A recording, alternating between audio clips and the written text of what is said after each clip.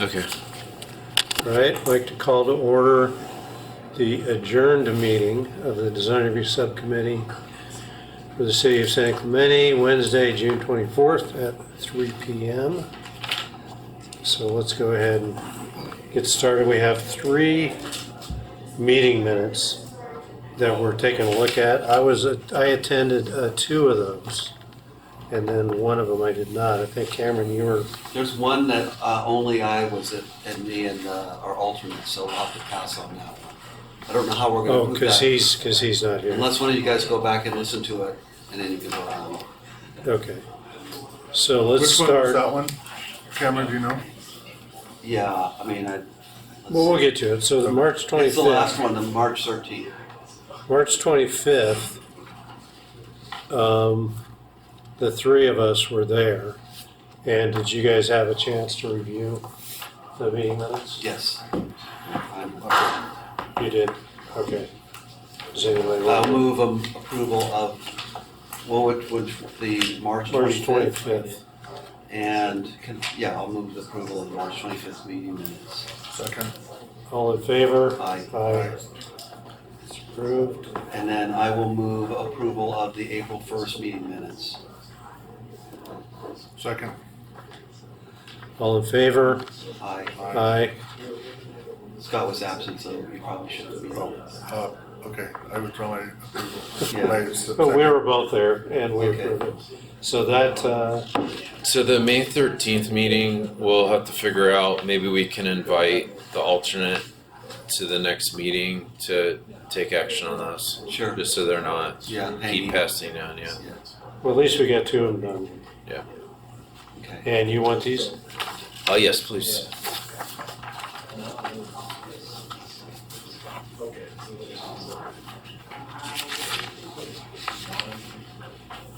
Okay. Thank you. Moving along. Item number 2, architecture review, or section 2, architectural review of the following items. Time limitation for speakers, 5 minutes. Is that something that we discussed last time? We're gonna go to 3, I thought. Yeah, I think that was our effort to provide some time frame with the understanding that the subcommittee tends to let people speak a little longer, Yeah. but it's totally at the discretion Do we of the even have anyone that subcommittee. wants to speak on it? Might be moot. It's subject to change each meeting, and it's Yeah. and enforcement at the discretion of the chair. Yeah. Well, I But it's noticed just on one of the meeting minutes that we had a motion to limit it to 3 minutes, but that's probably because we had like 30 people in here. Yeah. But that could be just for that Yeah, particular. I think Yeah. we should just keep it open-ended and just do it item All right, specific. so we'll skip that. Yeah. And if you have direction to change that on the agenda, we can, but it's just an idea to at least have something on the agenda, so it's I not think it's fine. the public when they Well, I look at think the we can agenda, adjust they that have based something. on, if we have a huge number of people, we can Yes. kind of, Yeah, you adapt. can move it to whatever you want. okay, so let's move on to item A, which is San Clemente Materials Guide. A request to review and provide feedback on a document drafted to guide the public on encouraged colors and materials for architectural style districts in the general plan. And Reese, are you going to make a Or- presentation or for this. us? Yeah. Okay, Nice. all right.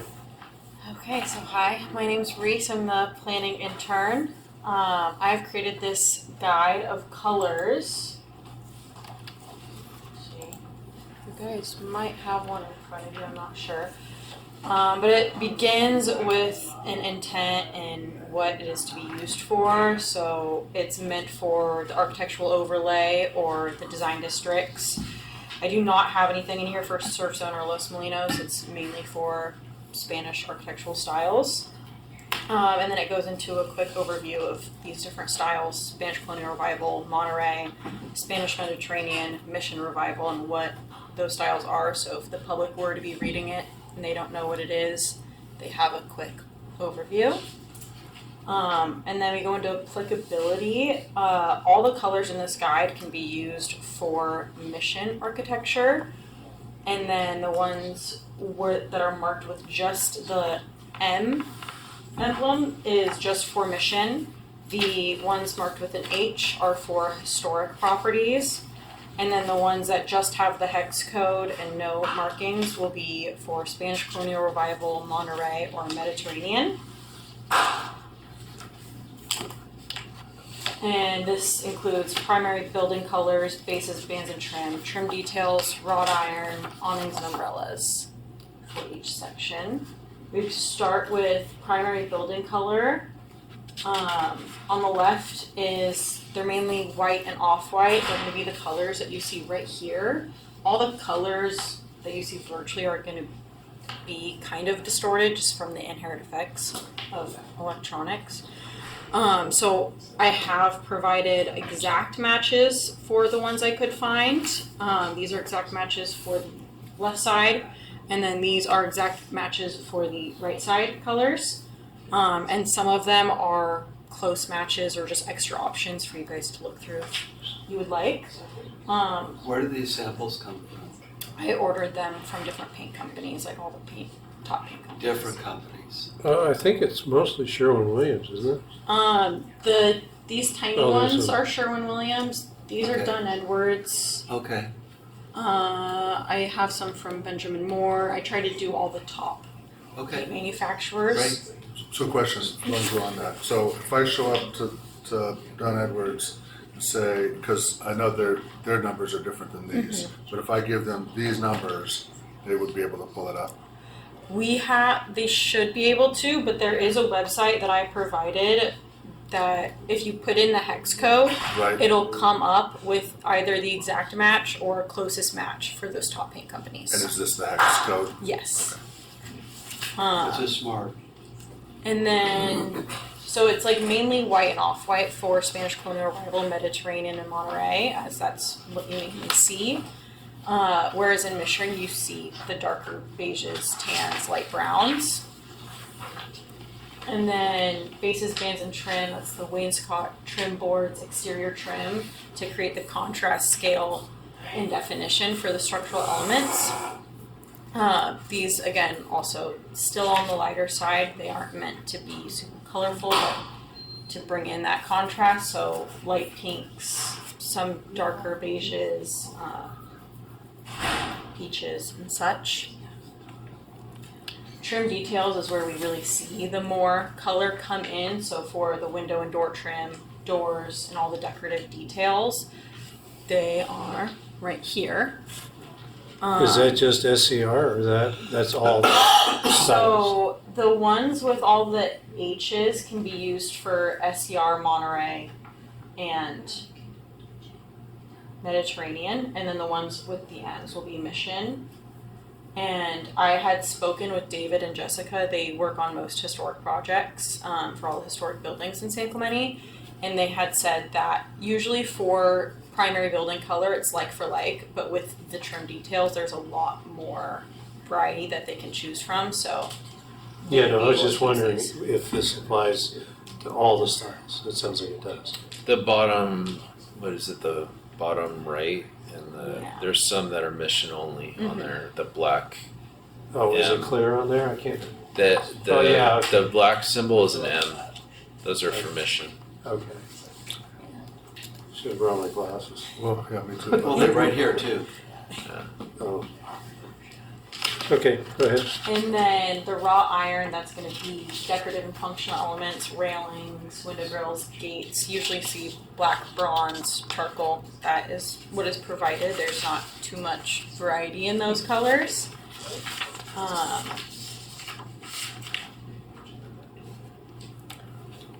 Awnings and umbrellas.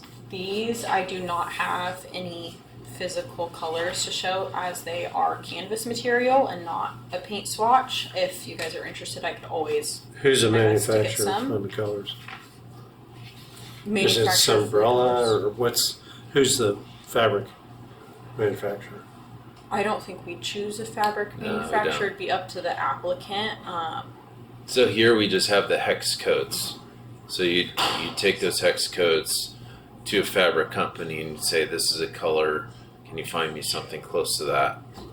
And So they would so it's figure clear that it can be close.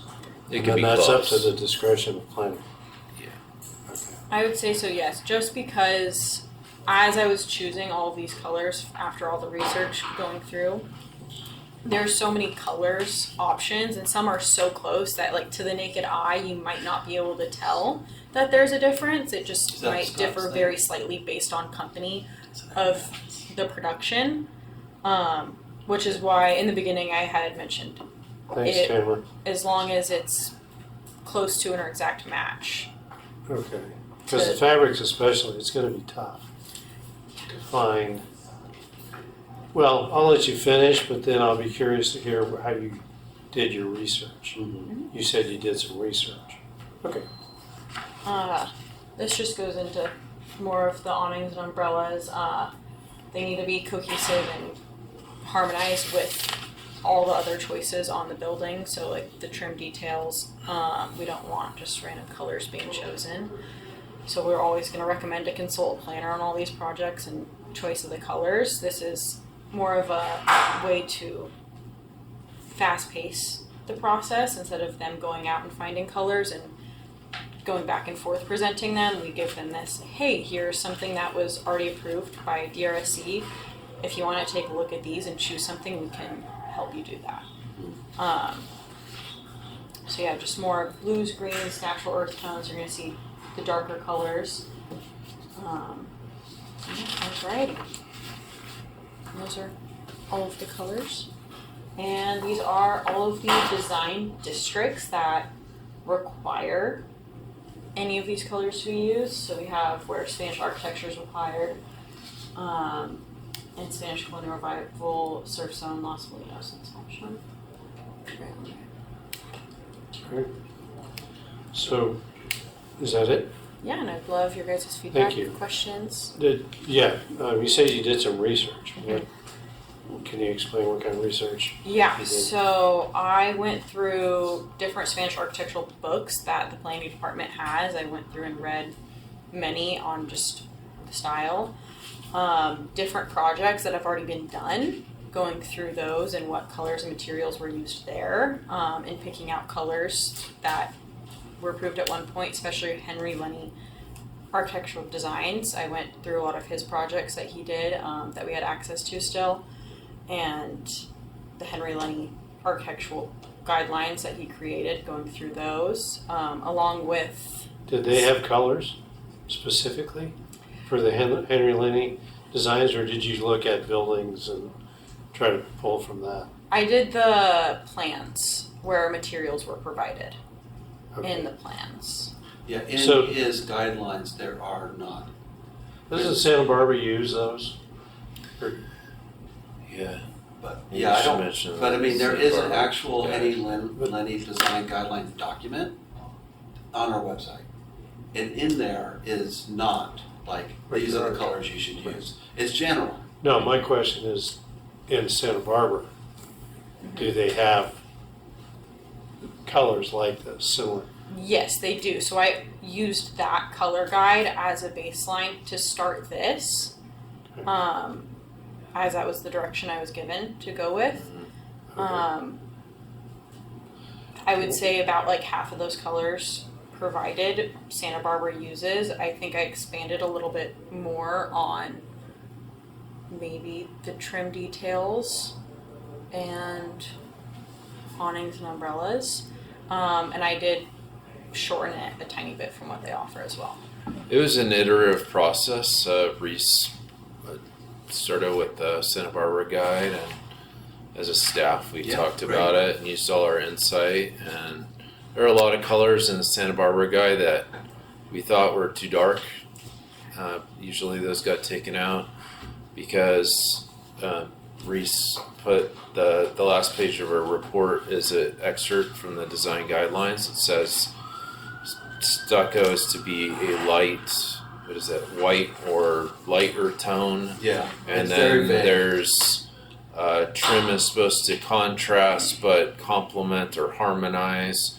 So we try do our best I, with all that collective Yeah. information. I think we should have been done this a long time ago. I Well, think they've it's a been smart working on it, idea. sounds like for a It little while. Just need Reese to wrap it all up. Yes, she did a The highly wonderful paid. job. She did a wonderful job. We had an informal guide for years, but they were just like a loose assortment of color swatches and pictures and stuff, and she did a great job pulling it all together, Okay. make it a guide. The first thought I had when I was looking at this is, why so many? But after I thought about it, I came to realize, there's millions of colors out there, right? Yeah. So if you take that as the context, Mhm.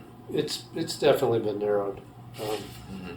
quite a bit. So generally, I think it's all good. There's colors, all these colors are colors that are found in nature. They're not, fluorescent colors and things No, like these that, are great. which obviously we don't want. Mhm. There's a lot of whites and off-whites. Is that Mhm. just to try to provide a lot of options, or what's the thinking behind that? It might be a little confusing to some people.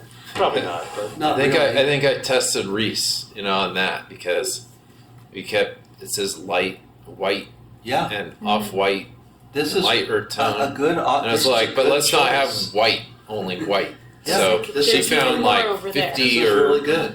20 yeah, different there's versions no white of white. it. What is white, right? Yeah. And I know there's hundreds of them. Let me ask you this: the colors, do they map to the different architectural styles? Yeah. Not like areas in town. It's more your SCR. This is your palette. Your mission. This is your palette. So that's where applicants can go. Okay, so then how do they know? SCR I think is pretty easy. Mission not so easy. How do they know what they are? The ones that are marked with an M. If No, you how do they know what their property is? Okay, The map. the map. Yes. Okay. So we'll link to this map either online or So put they'll it in the know. guide. Okay, I'm in the blue area, or I'm in Yeah. Where is Mission on the map? It's not. That's Spanish architecture. Is The Mission. Spanish is Blanket term. yeah. See, this is where I'm getting into my questions. We need to. I think you've been great here, and the granularity is great. We need to match the granularity with the style of architecture. So if it's Mission / Spanish, then let's do that. If Mission is separate than Spanish, then we need to have Mission on there. If it is in fact Spanish, then I think we should say, because our documents do reference Mission kind of here and there, and if we're basically saying it's interchangeable, Spanish and Mission is interchangeable, then we should probably maybe amend that and say Spanish / Mission. Like in Monterey, is that a thing? Is that one of the things too? So with the blanket term Spanish, Yes. they can choose to do Mission, Monterey, Mediterranean, or Spanish Colonial Okay. Revival. They have those options, Okay. and that's what it states in the municipal code. Okay, Which is why I included all of those styles in this guide.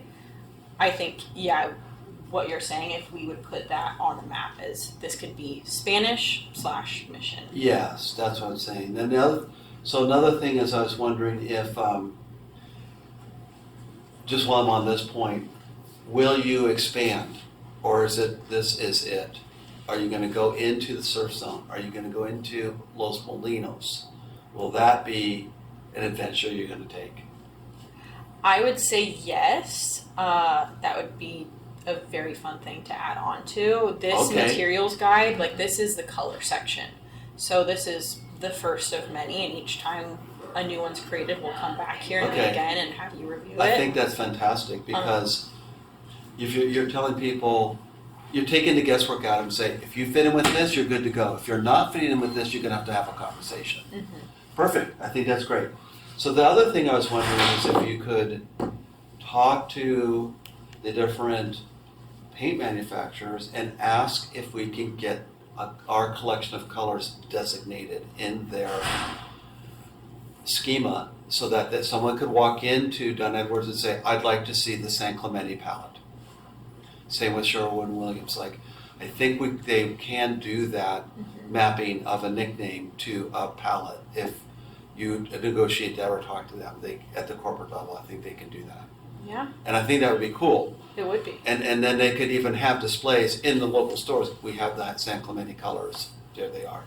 I believe Well, Santa especially if Barbara it's a has that. drawdown, because there's difference between the chips and the drawdown when it occurs, depending on if it's a eggshell finish or whatever Yes. finish. Yes. So the question is going to be, how detailed do we want to get on this thing, which might be some brain damage, to go to that level. Mhm. But the other thing, I didn't mean to interrupt you, No, go ahead. but the other thing that I think might be helpful, and we might have a test case here today, is if you choose, right, you're not in one of these districts, but you choose to do a certain style of architecture, then you need to use these colors. Is that a possibility? I know we don't really have, design review authority on that, but it could be something where somebody would enjoy getting that kind of direction. Yeah, most people I think would. Yeah, I mean, we have a project today they're choosing to do SCR, so let's, Yeah, did you want to talk about our intent for the guide later? Like, how we're gonna have Scott. other materials Yeah. and stuff. you're good. But just a quick comment that the code might not require just a certain style. An applicant can suggest it. That doesn't mean that someone can't use this guide. It's meant to help people by giving them information to make better design choices. Okay. And yeah. Yeah, adding to Maurice was that. gonna say something. So with this being a materials guide, going into like possibly in the future adding a roof element where we talk about the different roof materials and colors. I was and going to ask about that all next. of that, yeah. Yes. Yeah. So slowly adding all different elements of different architectural materials that Yeah. are used in the This is architectural really overlay. no different than what you guys did with the landscape palette a couple months ago and said, hey, these are pre-approved, these are water drought tolerant, here's our list. It's the same thing. And just telling people, here's some prescriptive guidance, and if you color in the lines, you're gonna be expedited. If you want to go outside of it, we're not gonna say no, but we're gonna need to talk. I think that's great. That's great guidance. It's guardrails, it's prescriptive, people want that, and you're gonna speed things up. I think I look at this as a streamlining thing. It's like gonna make things smoother, faster, and give people like a lane to go, let's just stay within this palette and we're gonna pick, and if we can be happy, then we're good to go. Yeah, and there's plenty of options. This is great. Yeah. As far as I'm glad you mentioned the roof material, because especially with the Spanish, Mission, SCR, it would be nice to have some recommended manufacturers. Like DeLeo or whoever, with the roof tiles especially. So I don't know if you're planning on doing that, but that's a question. It's like, where do I get the right, people want to know, where do we get the right roof material? It's also a evolving topic with people, and they come in and they have projects. Sometimes we don't even know of a material and they show us, and we might add it to the guide if it proves to be a nice one. That is what we used to have. We used to have a binder, and people say, well, I want this one, and we would take the brochure and put it in the binder. That's kind of what we're seeing here, is that we would keep building on this document. Great. We might find like 5 starter materials, but the vendors they change their product line, and then you have to or adjust they just it. go away. Yeah. Yep. Right. And I think most of these paint colors are probably, that's as much as you need. But with the roof tiles, it's an integral color in the material, so it would be helpful, I think, to have some manufacturers that you could recommend. I do have roof tiles sitting at my desk right now that are about yay big, I'm doing my best whenever someone brings in any material and doesn't want to take it back that I keep it. I had someone that was in the surf zone bring in roof tiles for their flat roof that they were going to put on with all different color options, and we helped them choose. And I kept all of those samples so that down the line in the Smart. future I can have all of these materials and build up Build up all of them, Library. a library of them to give to other applicants as, hey, this is what we like. This is an option, and then when we do create the roof material guide, then we have already options just built up over time that I've collected from applicants that have used on successful projects or offered. Okay. So what you're looking for today, Christopher, is input about the colors you've chosen or how you've done it, and All of the I above, think probably. just nodding is helpful. Just it I'm good seems to like go. there's some This is support, great, yeah. and Scott, what do you think? it, I'm curious where these colors came from. Like, how did you guys land Oh, on you these missed colors? that part. Okay. Yeah, you stepped Well, that's back. fine. Yeah. I think it would be helpful to people. You talked about like getting the, if you walk into Don Edwards and say, hey, what's Subcommittee approved? I think it'd be helpful for people if it said on here, okay, it's Don Edwards number 459, it's Sherwin-Williams number, That too. So that way they're not Yes. all researching and trying to compare and Yeah. whatever. That would be helpful. If you could do that. Yeah, the reason I did not originally do that was we didn't want to seem like we were promoting a singular paint Yeah, company. Right. Because some of these hex codes, their exact match is just Sherwin-Williams, or it's just Dunn Edwards, or it's just Benjamin Moore, and we didn't want to seem as San Clemente that we only want people to use one paint company, which is why I provided the website that you type in the hex code and it tells you the closest or exact match. And if they go with the closest, it has the options of each of those paint companies. But that could be something that I do. I do have an Excel sheet that I created for my own personal use that has all the hex codes with the exact match or closest match from the biggest paint companies. So that could be something that I turn into, like the You made it for your own use, but for the city, Mhm. for the city to use. yes. yeah. I think just to emphasize that the guide makes it clear to people that they should still consult with the planner. That's always the first recommendation we have for people. We have that on our application. We have that on the website over and over again. Talk to a planner. So if we ask us what the Sherwin-Williams code is, we could look it up on the Excel spreadsheet and just tell them. But we'd prefer not to select vendors to put on there. Well, you Yeah, can no, certainly be selected. Look, all the paint colors are super, super close to each other, right? So if this one is Sherwin-Williams only with the exact match, but if you pick the closest to Dunn Edwards, it's going to be close enough where nobody can even tell the difference. So you could put the multiples on even if it wasn't the exact head code match, and then you solve your preferential treatment problem.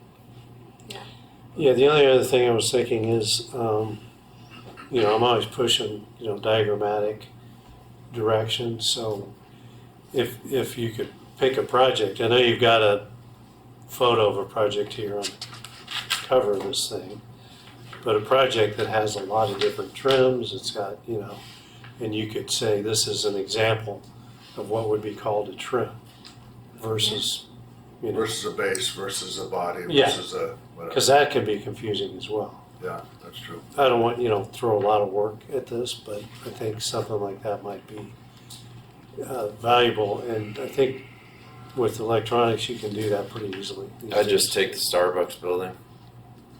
Whatever you want to use. I I think it's a better Henry though, Lenny, a Henry bigger Lenny building that has a lot more variety. Yeah, there's not a lot of buildings in San Clemente where people have used color wainscot. No, Henry I'm Lenny. not necessarily I'm just- suggesting it's a photo of a completed project. No, I got you, but we're not architects. I wasn't accusing. Maybe someone on our staff can draw a building, but I'm not suggesting that. I'm but saying it's, take a project like you took the Lenny plans, take one of them, okay. and just mark, this is a typical trim, again, it helps to streamline because it Sure. gives you further definition. Yeah. Other than that, I think we all agree that it's nicely Good stuff. done. Yeah, nicely Good done. job, Thank you. Yeah. really good. But just like on a side note, the Starbucks building, there's not a lot of buildings that I think are that good of an example for color because In he San used that wainscot. You don't see a lot of buildings in San Clemente like that. Yeah, but you But see a lot it- of them well- in Santa Barbara. Sure. So what we're trying to do with when we get to the other chapters is not only just have the material, but have examples of like what's a nice guardrail, what's a nice awning, right? So people can get kind of an extension of what you're saying. To have like some visual aids, right? So yeah, Okay, thanp you. Yeah. nicely really good. done. Thank you guys. Yeah. Thank you. All right, we're gonna move on to item B, the LaRonda Townhomes. Just as a reminder, You're just gonna because leave I this know here? we have our Get 'em applicant later. here, Yeah, and Okay. this maybe doesn't apply to you as much, actually I'm gonna move on. but what I'm seeing with our submittals, and Christopher, maybe you might have to put on this too, but the plans are like very far along. And like on this Levante, it's fully designed. And yet, we're just seeing it, I think, for the first time, right? That So- one, yeah. So it seems like, in general, makes more sense to just show us the, preliminary design drawings without doing all the civil, and all the structural, I mean, everything's done on this. Because then if we want to make changes, or we want to suggest changes, then you got to redo all that stuff. And it becomes pretty expensive to do that. I don't know if you, I'll just ask you, David, because you're here. If you typically recommend, hey, this is going to go to design review, why don't you do a submittal that's not totally complete, and we can get some feedback that'll be helpful in the beginning. So, That's and I've mentioned that a typical couple comment. times, so, but it's still up to the applicant, I get that. But Right. that way they don't have to go back and redo, Yeah. a lot of engineered drawings. Yeah. You did mention it at the last meeting for this project. There was some offer at the meeting to look at more conceptual drawings. So Yeah, that LaRonda, has we've been- looked at this is the third time, I think, Yeah. maybe the fourth. Mhm. So I don't think, it doesn't necessarily apply to this one, but I'm just saying Oh, in okay. general, and especially with this El Levante, I was looking at it and I'm like, well, the plans are basically done. Mm-hmm. And so if we want to suggest Yeah. changes, it's gonna be expensive. And, we take that in consideration, we don't want to throw work at people if we Sure. don't need to. Sure. So just a comment that, and maybe you guys already do this and it's up to the applicant, but it certainly would be much more efficient to show us this stuff before they get the plans done. Yeah, we can mention it to the applicant. Some applicants, they like the one Tenel Levante has design background, and they choose to put more into their plan. So, yeah, we can advise the applicants of that. Okay. All right, well, let's get on with the LaRonda townhomes. David, are you gonna do a presentation? Yeah, short presentation. And I want to reintroduce the applicants team here. We have Stephen and Nellie, right? Hi, guys. There you go. Good to see you again. Yes, man. Thanks for your time. Hopefully third time's a charm. I think we all know where this project is Last at. time is the charm. The first time it came to DRC was through a pre-app review, and then we got a formal submittal for a development permit, and then DRC reviewed it in March. We got some feedback, which I'll summarize right now, and then this is a second review under the formal submittal. In total for the site, it is the third review. I'll just remind everyone here that the project is within 300 feet from a historic resource, but it is not, the project site is not visible from the public right-of-way adjoining the historic resource. So on the screen here, we have in the red dot, the historic resource, and then the project site down at the bottom outlined in blue. So that means that we don't have to make an additional finding which says there's no impacts to the historic resource. So at the last DRC meeting, the feedback we got was that the project could improve to get more individual identity, that the height variation throughout the project can improve. There's a recommendation to consider one architectural style like cottage. There was a comment on improving the layering of landscaping around the site, reducing the amount of roof eyebrows that was used at the time, and then DRC supported the variety of materials that were used. And then another comment related to landscaping, and just to focus more on that and make sure that the landscaping is interacting with the site appropriately.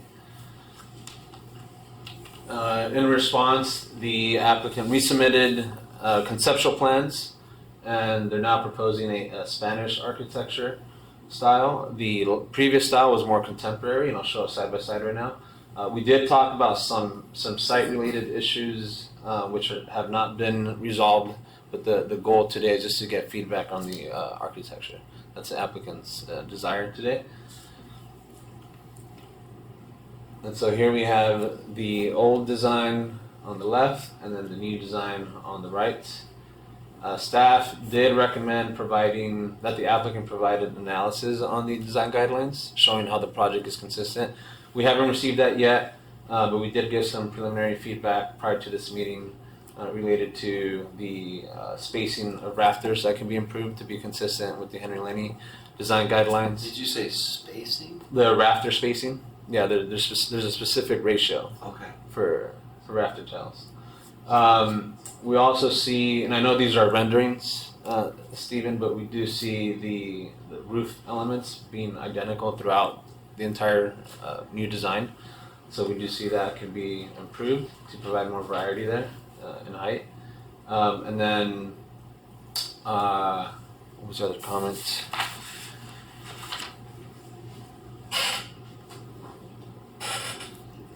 Recessed window openings can be emphasized more.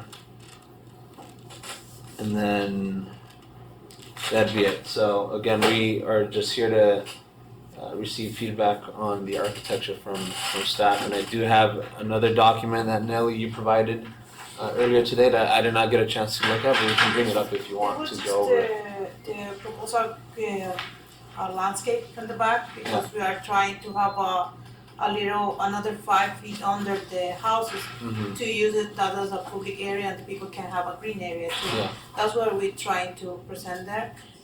You want me to bring it up so you can? You have it there. Yeah. This one have it. It's just the last one. Different on that one. What page? No, Last it's sheet. not there. Maybe Oh, site we plan? have it here. We printed. Oh, yeah. Yeah. It's the last sheet. It's the last one. Yeah. It's actually not, it's in this, it's No, in, it's not in that one. It's just down. Oh, These are the new printouts. yeah, it's the second sheet on our side. It's similar to the side, but here you can see where the green is going to be under the buildings. Yes, that's it. Looks pretty similar.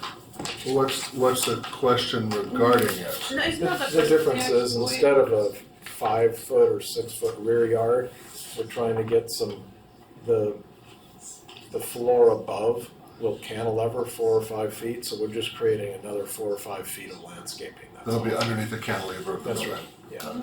That's what we're trying to show there. Because Oh, that's what's under this, that's what we're talking yeah, about. you can see it shaded there. Okay, got it. Okay.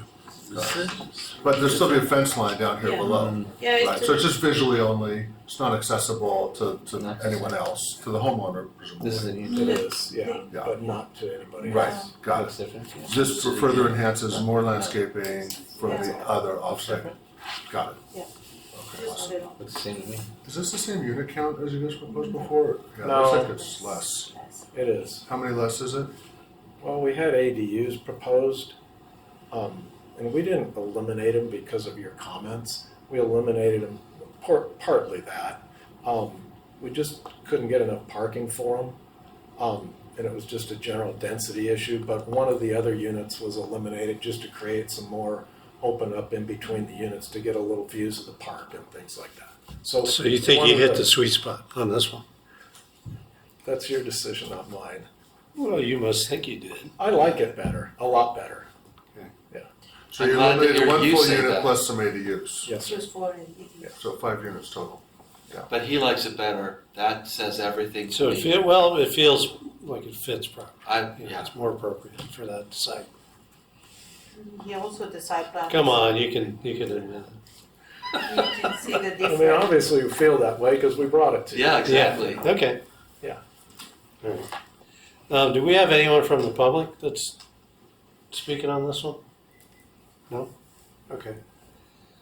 So I think we can just, each of us maybe have a comment. Generally, that's a huge improvement, so I think we probably agree on that. Yeah. Question, the chimneys, are those over height and can we get around that? I don't have dimensions. We just have conceptual. Well, I thought I saw drawings. something Do we have with a dimensions? line on it, Oh, like this, on the third page, A201, there's like a dashed line and they go above. And I want to find a way to say yes, okay? I'm not trying to say, oh, we gotta knock those down. Yeah. But I just want You to get up to confront the 2 issue. feet. up to 2 feet. You get to 2 feet above the height limit for chimneys, so they can do an additional 2 feet. And we don't know if it, And I don't know if they've done that or not, but they can't have Oh, we go with. chimneys that are, the height limit in this zone is 25, right? 25. So they could do it 27 feet. Okay. So it's just something to be aware of. 2 feet above whatever the height limit is. Yeah, 27 feet, yep. do you have any other comments on it? Well, it's, I think it looks great. I think it looks much, much better. I hope you like it. Yeah. Or you He feel said like he you did. twist, well, or he feels like, yeah, he might say that, but he feels like he got his arm twisted. Oh, No, broke I on gotta, it, but I gotta say it. I don't feel that way at all. Every time we touch the project, it's gotten better. And I was surprised. I thought that because we're trying to we had a plan that we wanted to present and we're limited in terms of the site, the shape and down. I was shocked that we could get it to look 2-story. I thought the natural thing would be the modern, but I think this has a broader appeal, and I was shocked at what Nellie did to make it appear 2-story. So we're very happy with it. If I had to do it all over again, I'd go to this immediately. nice. Yeah, So that's nice. big picture, I think it looks great. I think they've been extremely responsive to our comments each time. And I don't feel like we need to emphasize recessing the windows more. I mean, I can see a recess on each of these ones with the big sliders or picture windows or whatever they are. I think it looks great. And there's a lot of, integration and layering of the landscaping and all that. Okay. Cameron? Oh, I'm sorry, I didn't understand what you said. Make it look 2-story. Are these 1-story units? No, they're. No. Okay. They step down, so they're 2-story from the street, Yes. is what I meant. Okay. I like it a lot. I like the detail of the tile insets in the steps, like you have that on the planters. The planters themselves, however you end up doing them, it's as long as it has those little detail on the tile, I think it's great. I don't know if you have to have them tiered, but it's however you want to do it. But I really like the Spanish tile that you've incorporated. I'm going to go back to your material board here. The terracotta works perfectly here. And I just really like that you adopted the Spanish look a lot. And I'm really very supportive of this, and if you guys get stuck, I think you need to come back and let us help you get unstuck, because this is the product that I think we wanna see more of in our town. Yeah, we understand. Yeah. And I'm kind of, with no disrespect to you, staff guys, but I think the changes have been really good, and I don't think we should really be too nitpicky about. Now, what do you mean by the roof lines? Maybe that's something that, how did you feel about that roof line comment? Yeah, we have different kind of roof. Actually, you see the one with the material. There are 4 houses, and all of them are different. But probably because the view isn't, you have an angle there and the slope. Maybe that's why it's not so clear. But the roof are different. Okay. Yeah. Maybe we can. I guess my comment was more on if you look at the chimney and this other element here on the right, each, per this rendering, each unit has the same feature, It's in the back. the same Yeah, layout. but So I they're don't just know. trying to get to they've got a max height on a site with a lot of topography. That's, Yeah, I want to be generous because this is the look we want.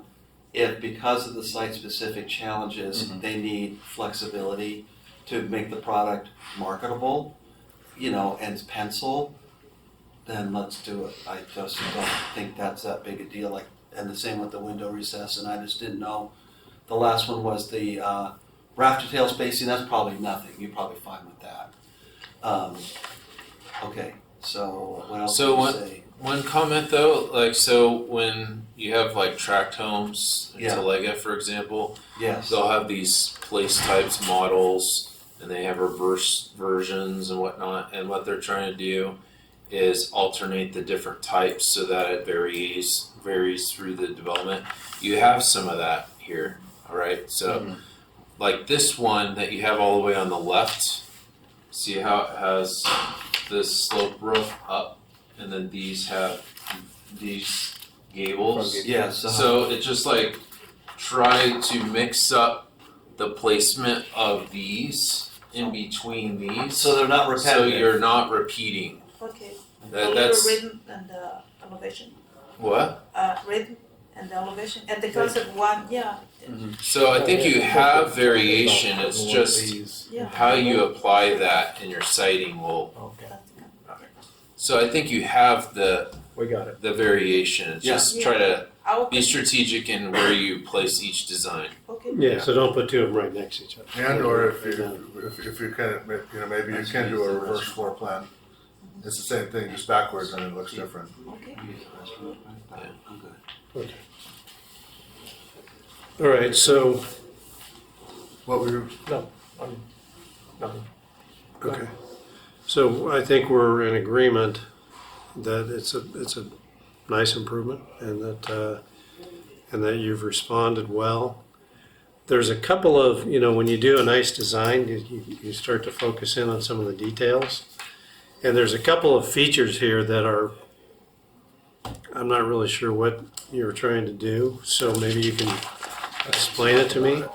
And that is these sort of elevated vertical elements with some sort of a feature on them. Yeah. So we have stairs that go up to a rooftop deck. Oh, And we either have that element or we cut the roof out and you'd see, just a railing or cut something? on, because as you come up the stairs, you have a height clearance. So we can't have roof over it because you hit your head going up the stairs. So we decided. it's not a bad feature. I'm not saying it's bad, and It's that a problem. explains That's how we solved the problem. why you did it. But what it does is it creates a facade element that becomes an important feature. Sure. And you're showing. It doesn't seem like you put a lot of thought into that piece and how that's displayed.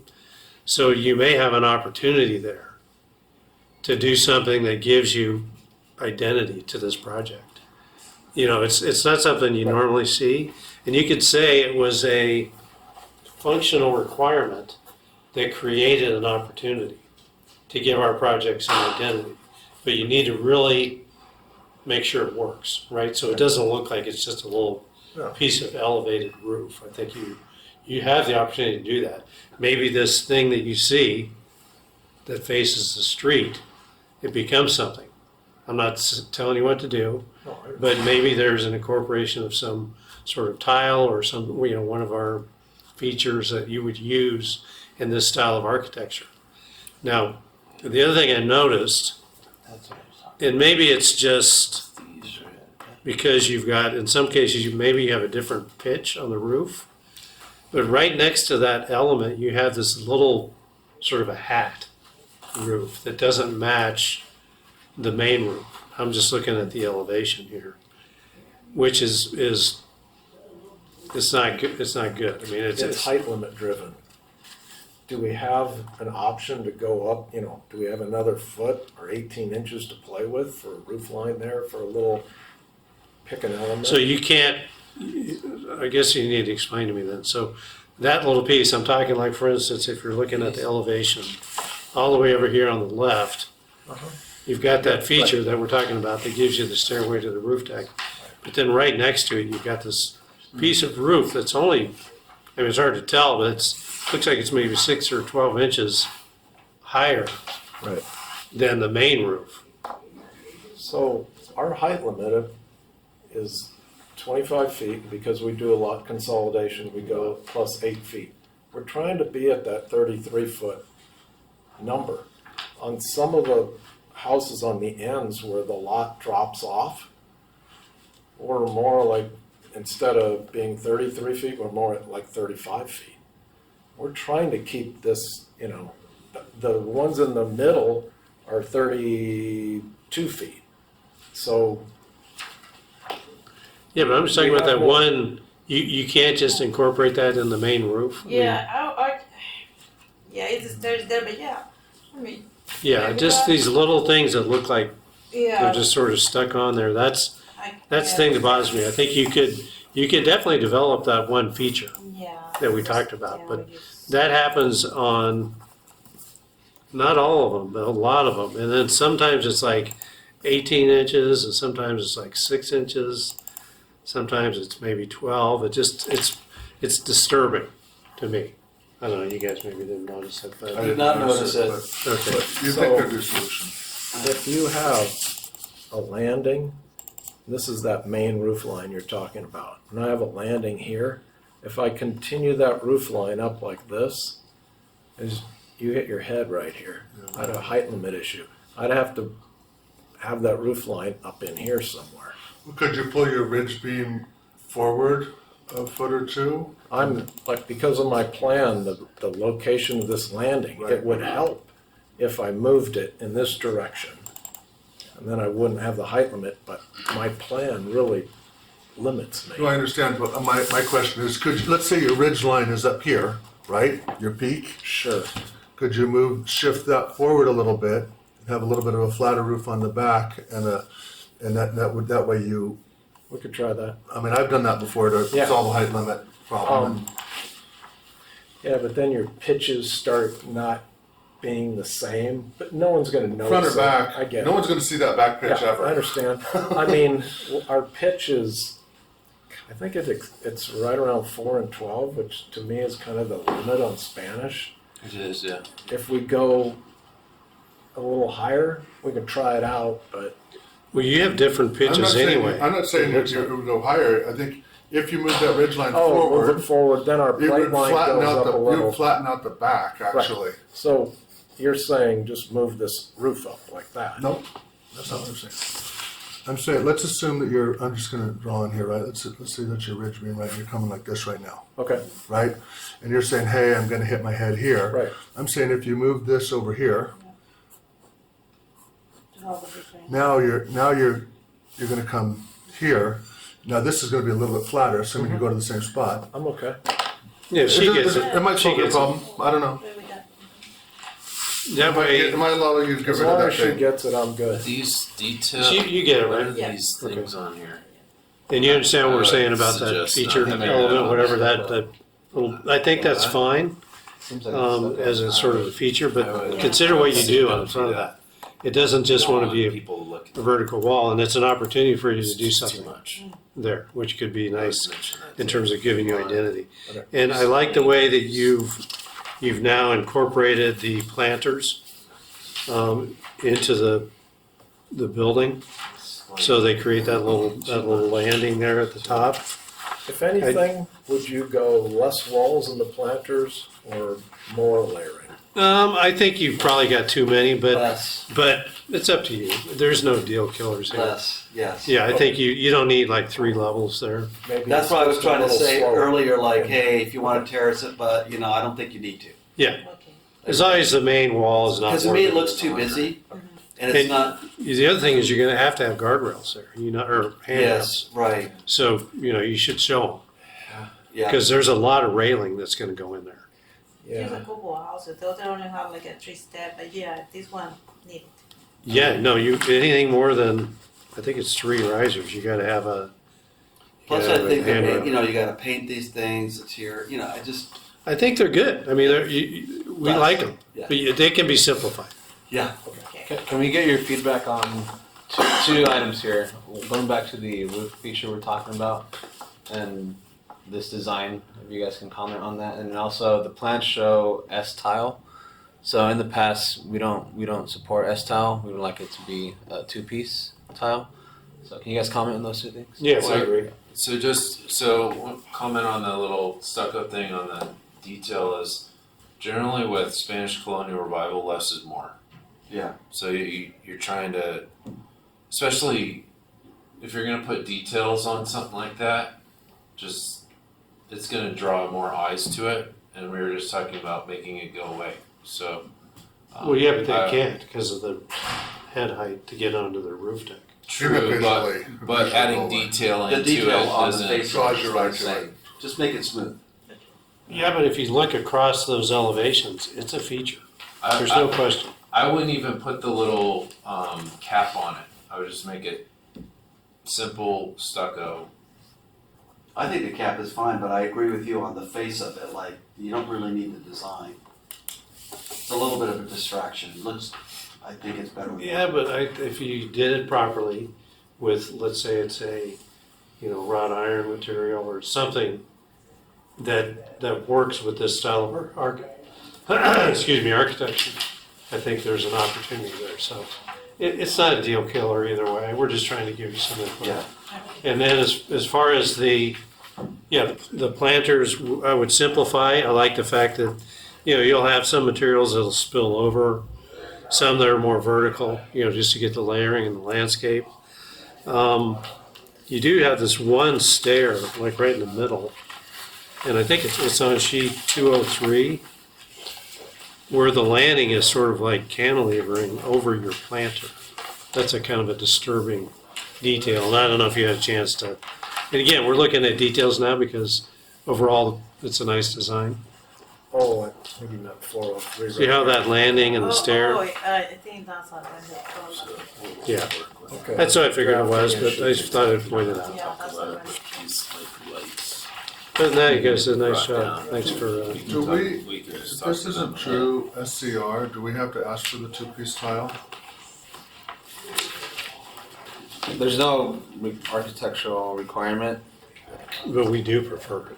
Man, And there's a lot of roof. Is it a lot more expensive? Is that what it is? Yeah, it's a lot more labor. I mean, this area is an opportunity zone. I'm not saying it's a working class neighborhood. Very much. And keeping a price point down is important. Is it a grouted tile? Fully I grouted? think with the S tile, it's really hard to get that layered look. So It is. The you know, roof is, it's not gonna look as nice as a built up, with What's that? Backing. Yeah. but the roof is like one of your it primary. is. materials. I understand. Give it some thought. I mean, Okay. we're not gonna, I don't think we're gonna deny it at planning commission. I'm not the final authority. Yeah, I just but- think, given where it is, given what they're trying to do, they've already whacked 5 units out of their project. I think I personally could live with S-tile. That's why we're just saying, have a look at it. I think if you're gonna have S tile, then you should have a couple different tiles used in the neighborhood to break it up and not make it all the same. Like the firing could be a little bit different on another. The character. Slightly different ends. color. The Yeah, color. and not make it all kind of. And then another thing is I would not do bird stops. If you want to make it look a little bit more upscale, don't do like the Clay you bird know stops. cheap looking bird stops that you see in Just pack Ranch it of with Santa Marita. brown. Yeah, okay. So I live there, so I can. they have some Yeah. more. If you get I frustration did out at of it. one point, and they all have that. You could just do mortar on the, maybe you can even do some mortar on the first 2 rows or something like that. I'll find out. But they have some more squared off S-style too. Okay. That might work on 1 out of 3. I think what you're hearing is a theme of can you just make your roofs a little bit more interesting, varied by varying them, either with moving your different elevations around, or the color variations, or even just some of the configuration of it. But I for one really appreciate you guys coming back with this nice San Clemente look and feel. It's night and day from where you were before. I appreciate your time and effort. Like I said, every time we go to it, we make it. You tweak it, yeah. And All right, so you're ready to go to planning commission. Yeah, get on the calendar. I want to say also, echo what Cameron said. I super appreciate personally the effort that you guys have put in. Yeah. And the changes. Each of the 3 times has been radically different and responsive to what we said the previous Because time. I felt bad after the last meeting. Exactly. I talked to Steve like on the way to the parking lot. Was that too rough on that guy? I mean, I just like.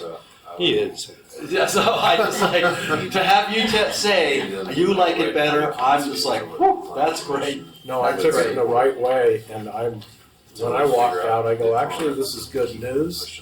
And when we started working on it, we were immediately happier. I didn't think it would work, but it did. Oh man. You have more foresight than I did. I give you credit. That's why we're over here on this side of the table, I guess. Thank you very much. All right, guys thank you. very much. Just a note to the city council. Hey, we learned so we got so much value from the DRC. We'll see you guys at the planning commission. Thank you. Thank you. Thanks again, guys. All right, let's move on to item C, the El Levante, the 110 El Levante residents. Christopher, you giving, or, Jessica will be giving this one. oh, okay. Hi, Jessica. So who all do we have here? You have 3 brothers. 3 brothers. You got They it. don't look like. No, yeah, Egos. And so you're the applicant, do you have your architect or? Right. I am, yes, I do have my background is architectural, and I'm working as designer and PM within the architectural field. Okay, and the folks in the back, are you here to speak on this one, or you're the next one? No, we're the next. Next one, okay. So since this is your first time here, I They're think, the we last should side. let you know that we're not an approval body. Part of the public or part of the Okay. application? We're here to review the aesthetics mostly, but also, the functional design of the project and to make recommendations. Sure. It's up to you if you want to follow our recommendations. The 3 of us do sit on the planning commission, so ultimately we'll have some influence over the decision to approve or deny. But we're not going to be doing that today. We're going to be providing feedback on the design of the project. And typically, if somebody's here to support or speak against, we allow them to do that, but it doesn't look like we have in front. I think you're here to support or I do support. Okay, so did you have something you wanted to say today? We'll get to you after, but if you do, we'll give you an opportunity. Yeah, I appreciate it. Yes. Okay. Right, so you guys are good with that, and then Jessica will give us her presentation of the project. We will, and then if you want to add to that, that's fine. This is an informal session, so we'll kind of talk amongst ourselves. We may have some questions for you, and then we'll provide input. They'll take it and go from there. Great. So you're Jessica? Yes. Okay. I'm Adrian, signing up. Nice to meet you in Yeah, person. Yes, this introduce the applicants. We have John, Adrian, and David, David. right? The Abbasi This brothers. is spec development, I'm assuming? It's just single family.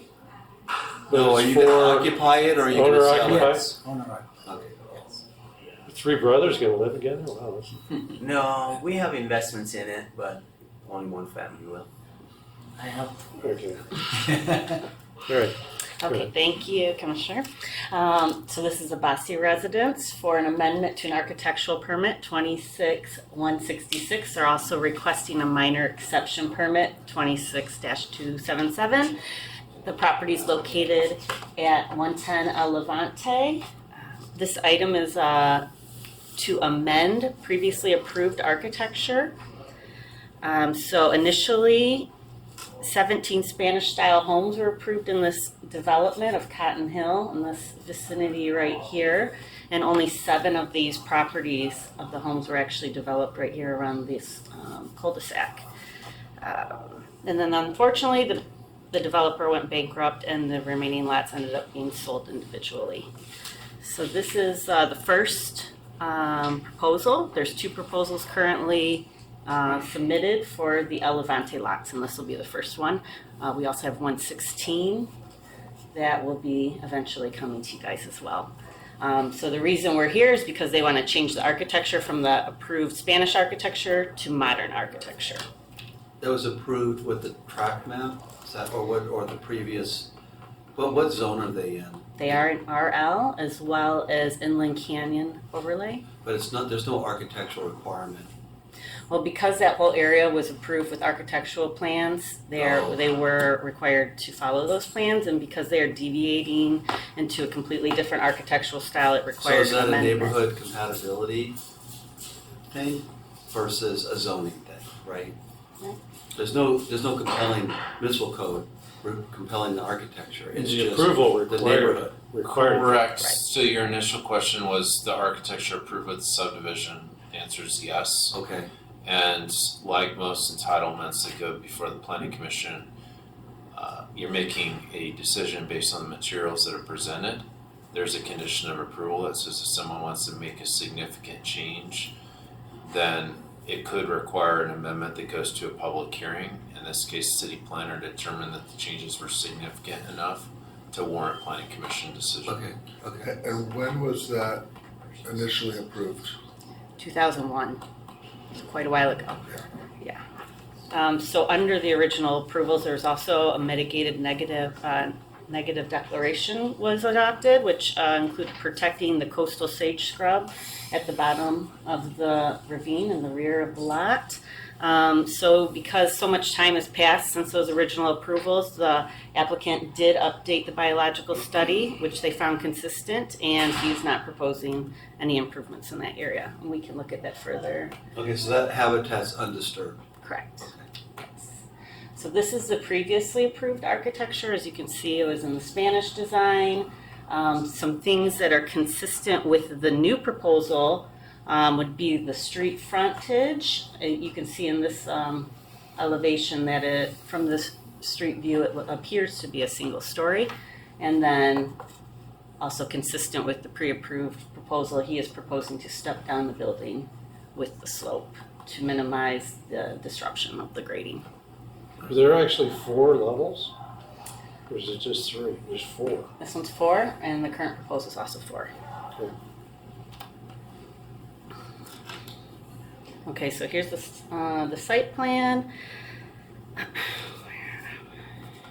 Okay, so the MEP was requested to get a reduced front yard setback for the garage to encroach, and this is allowed because there's at least a 10-foot grade difference within the 25 feet from the property line.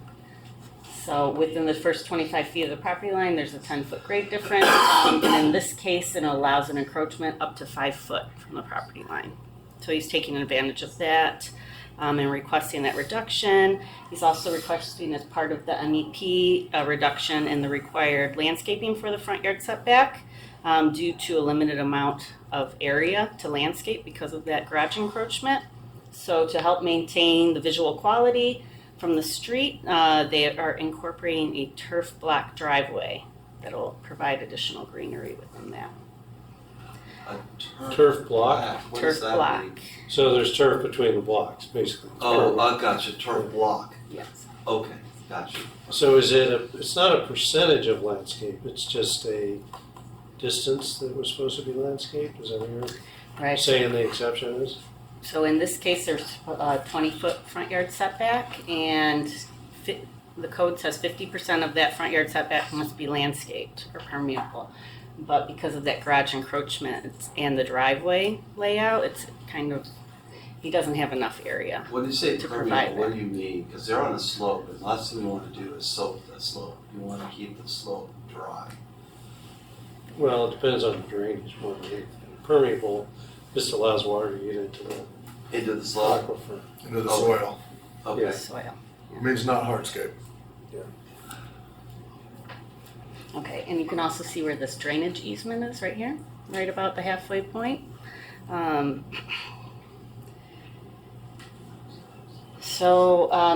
Initially, there was a condition of approval for a V-ditch to be constructed in that area, which would have been easy if all of those lots were developed at the same time, but because they weren't, the applicants are looking into some alternative drainage solutions, and those talks are ongoing still with engineering. But we will be able to provide more details at the Planning Commission about that. Is that, where was that drainage? Was that done as part of the environmental report done, or what, or is that? Probably the master track. The master plan. plan. Okay. All right. I mean, are the other lots not sold? They've been selling off individually. They have been, and we have been contacted by some. Can you do an assessment district on the lots and create an improvement? Well, you could just condition them to build this segment of V-ditch and everyone else just has to connect and connect and connect. Yeah, similar idea. Yeah, okay. Yeah, they have been talking about that, and then I know John has also proposed some alternative solutions, and it seems like engineering is open to both, but they're still figuring out exactly the details of that. Engineering probably wants to make them drain it all, collect it, put it in a tank and pump it uphill and dump it back out on the street. That's my guess. Mm. Because that's what they made my neighbors do. Yeah, Let's, because you don't want This to. is one let's of hear the this. questions, yes. let's just hear the rest of it. Okay, you can also see. We don't mean to interrupt you there. You're Jessica. fine, Sorry, let's yeah. have a discussion, yeah. So this curvy line represents the area that must be protected, that was identified in the biological study. So this is where all the coastal sagebrush is. Okay. I'm starting with the materials board because we have colored elevations next, so I figured it'd be beneficial to go over these. So they are providing quite a few different materials. We'll have the white plaster stucco. They're also using detailing with the wood siding and the stacked stone veneer. The permeable pavement has actually been changed to the turf block. So this needs to get updated, but they will also be having these dark bronze aluminum fins, which you can see right in here. So the front elevation, these are the aluminum fins I was just talking about, the wood, the stucco, and the stone veneer. So it's kind of tricky to see in a flat elevation. That's why I added this rendering right up here. But they will step down into the main foyers down there on the second floor. They also have a couple entrance doors right at the street level, a garage door and the main door. But the main official entrance, I believe, would be at the second level where they take some stairs down there. Is that storefront material? Yes, So in other it words, is. it's, Yes, it is a source. so how are you finishing that trim? Is that a bonderized or how do you plan to finish it? By finishing in, you mean the exterior The one? metal, Sorry? how's The that gonna metal. be finished? Oh, the Is metal that anodized or bonderized? it or- is anodized. Okay. So it's a storefront material, Yes. aluminum. Yes. Probably 2x6. I'm sorry? 2x6 on the sides. Okay. Sorry, Jessica. Oh, you're fine, of course. The south elevation, so you can see the garage, the side entrance. These are the stairs that would lead into the main entrance with the foyer. And then the stairs go all the way to the rear of the building. You can see the varied roof lines, the the different materials that are proposed, the stucco, the stone, and the aluminum fins. This would be the south side, the other side then. There's no stairs here, just grading. And then the rear. They use the balconies to also break up the massing a bit. Let's see, and then we have some floor plans here. They end up being kind of small, so I can zoom in on those for our discussion if needed. But you can see from the floor plans how the building will step down with the grade. Okay, and onto the landscaping plan. Okay, due to the garage encroachment that I mentioned, the landscaping area within the front yard setback's limited, and staff's identified a portion of the front yard setback that's available for additional landscaping. So we recommend to provide additional landscaping in that area as well as along the north elevation here, as none is proposed currently.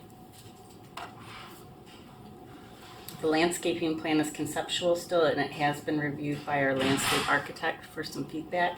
We also recommend incorporating any feedback that he had as well, which is included in the attachments of the staff report. So do you guys have any recommendations as far as the architecture or just the landscape?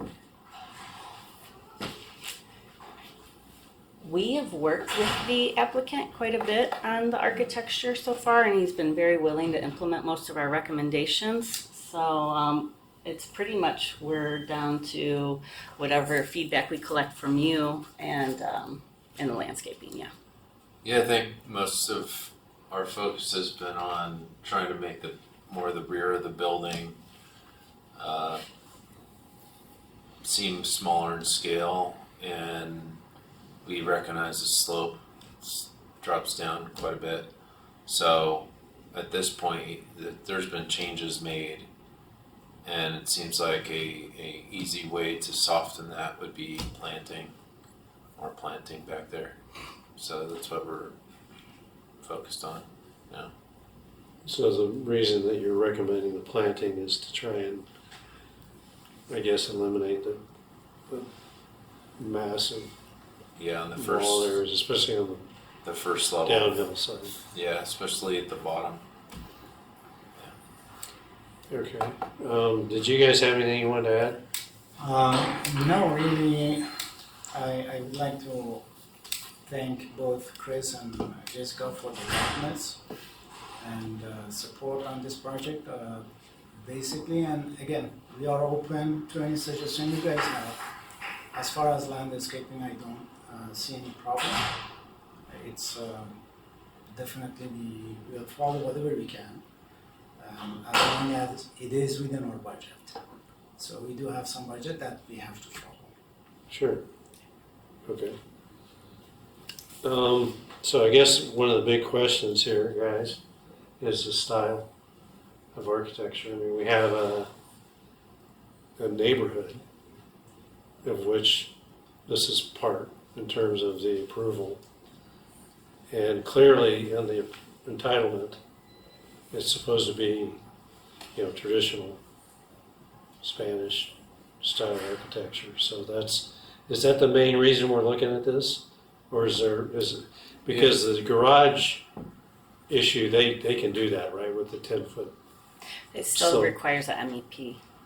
Oh, But, Yeah. I think there's the style of architecture and the site planning changes.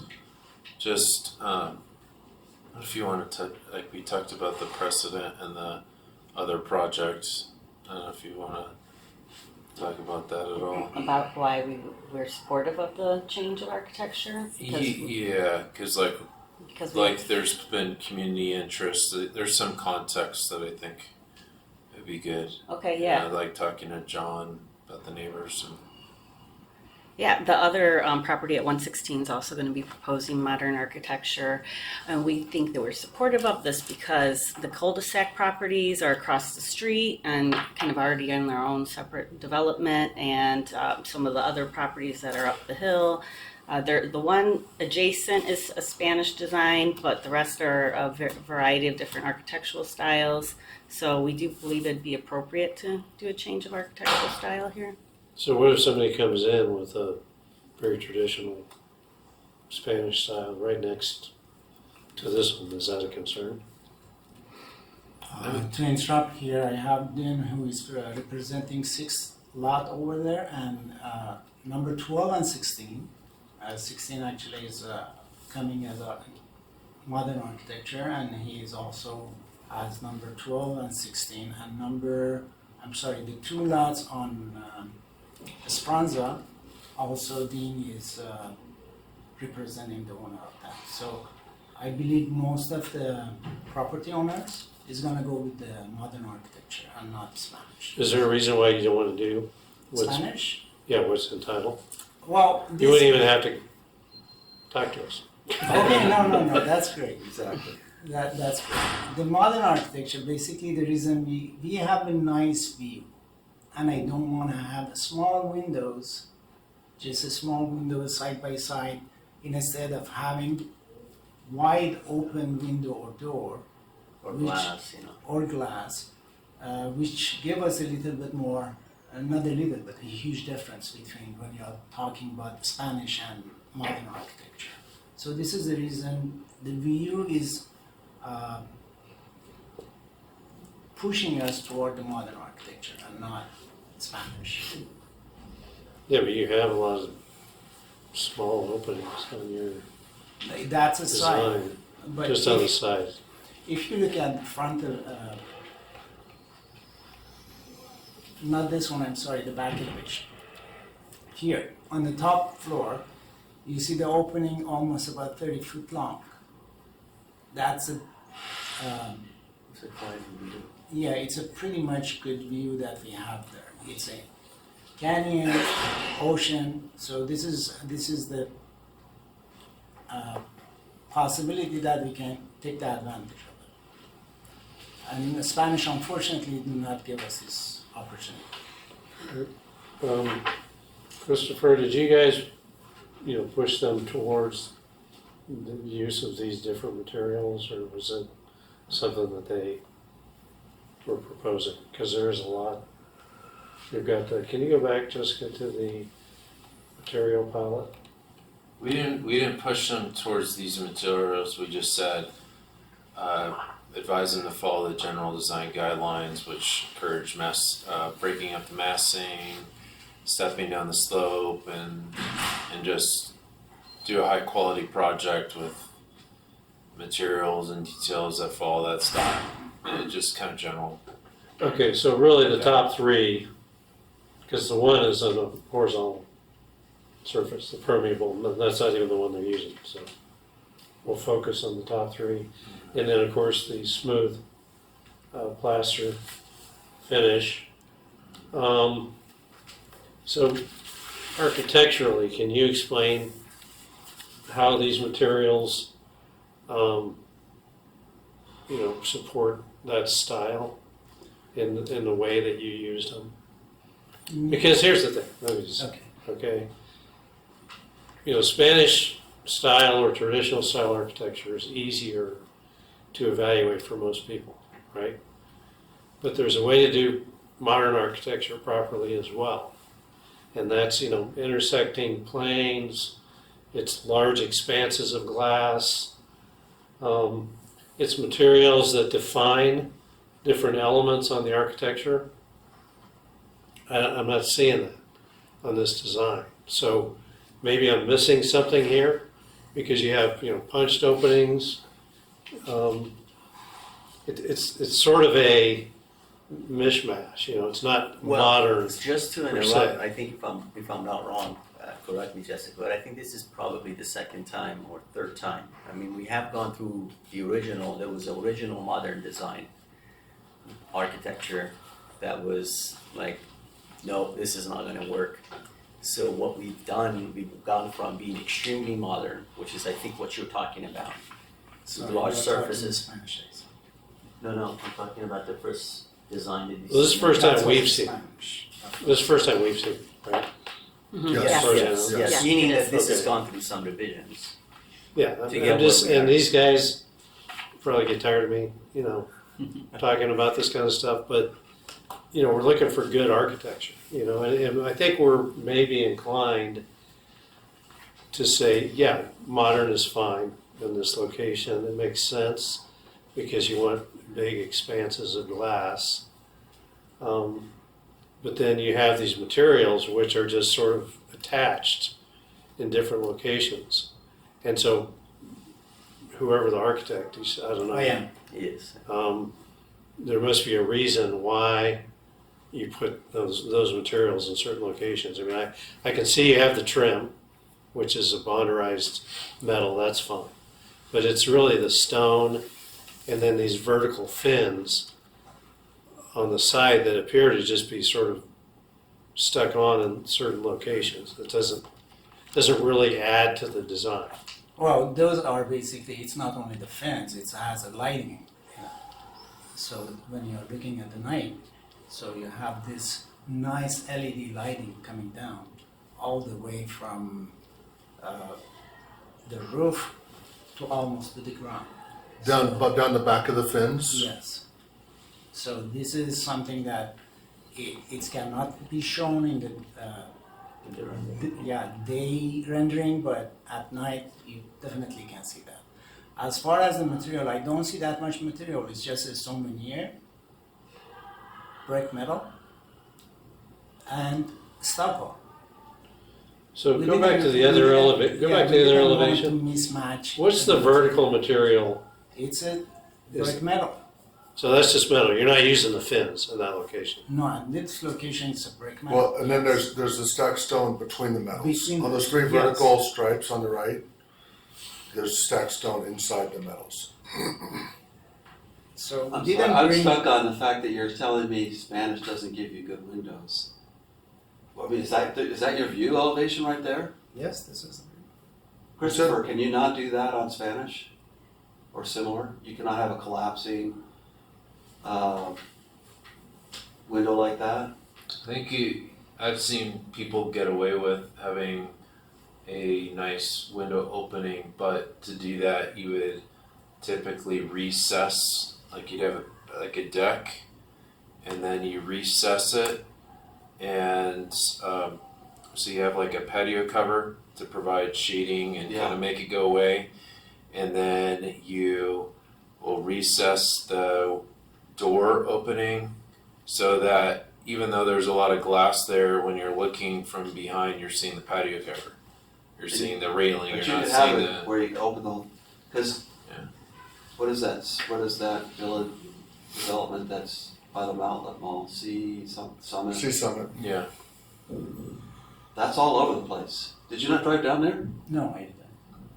They have ocean views and they have wide open. The other thing is. I just don't think you should use that as your reason because No, if no, you no, drive no. around The town, ceiling height too. When you have Spanish style, because we do have a 25 feet height limit.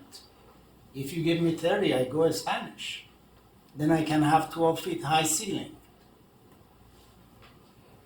With the 25 feet, I cannot have the ceiling height that I require. I need.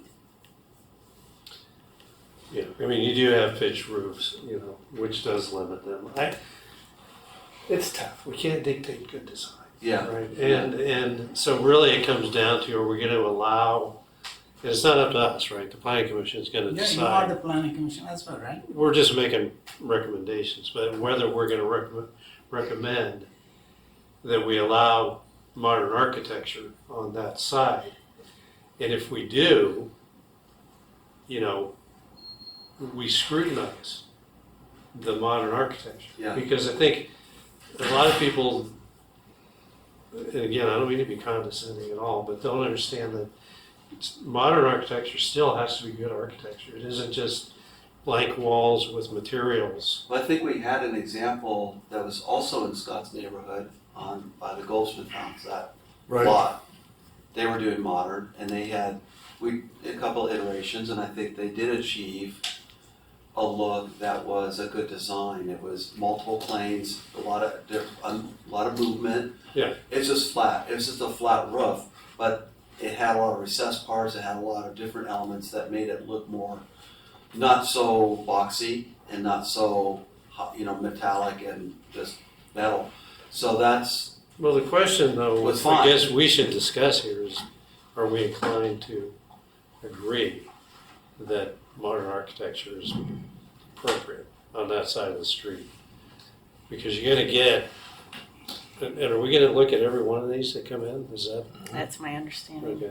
I mean, Scott, you live there. What's your impression of the neighborhood? I think, well, first of all, I love the neighborhood. I mean, I drive this street, I don't know, 10 times a day. Yeah, Construction's gonna be a bear.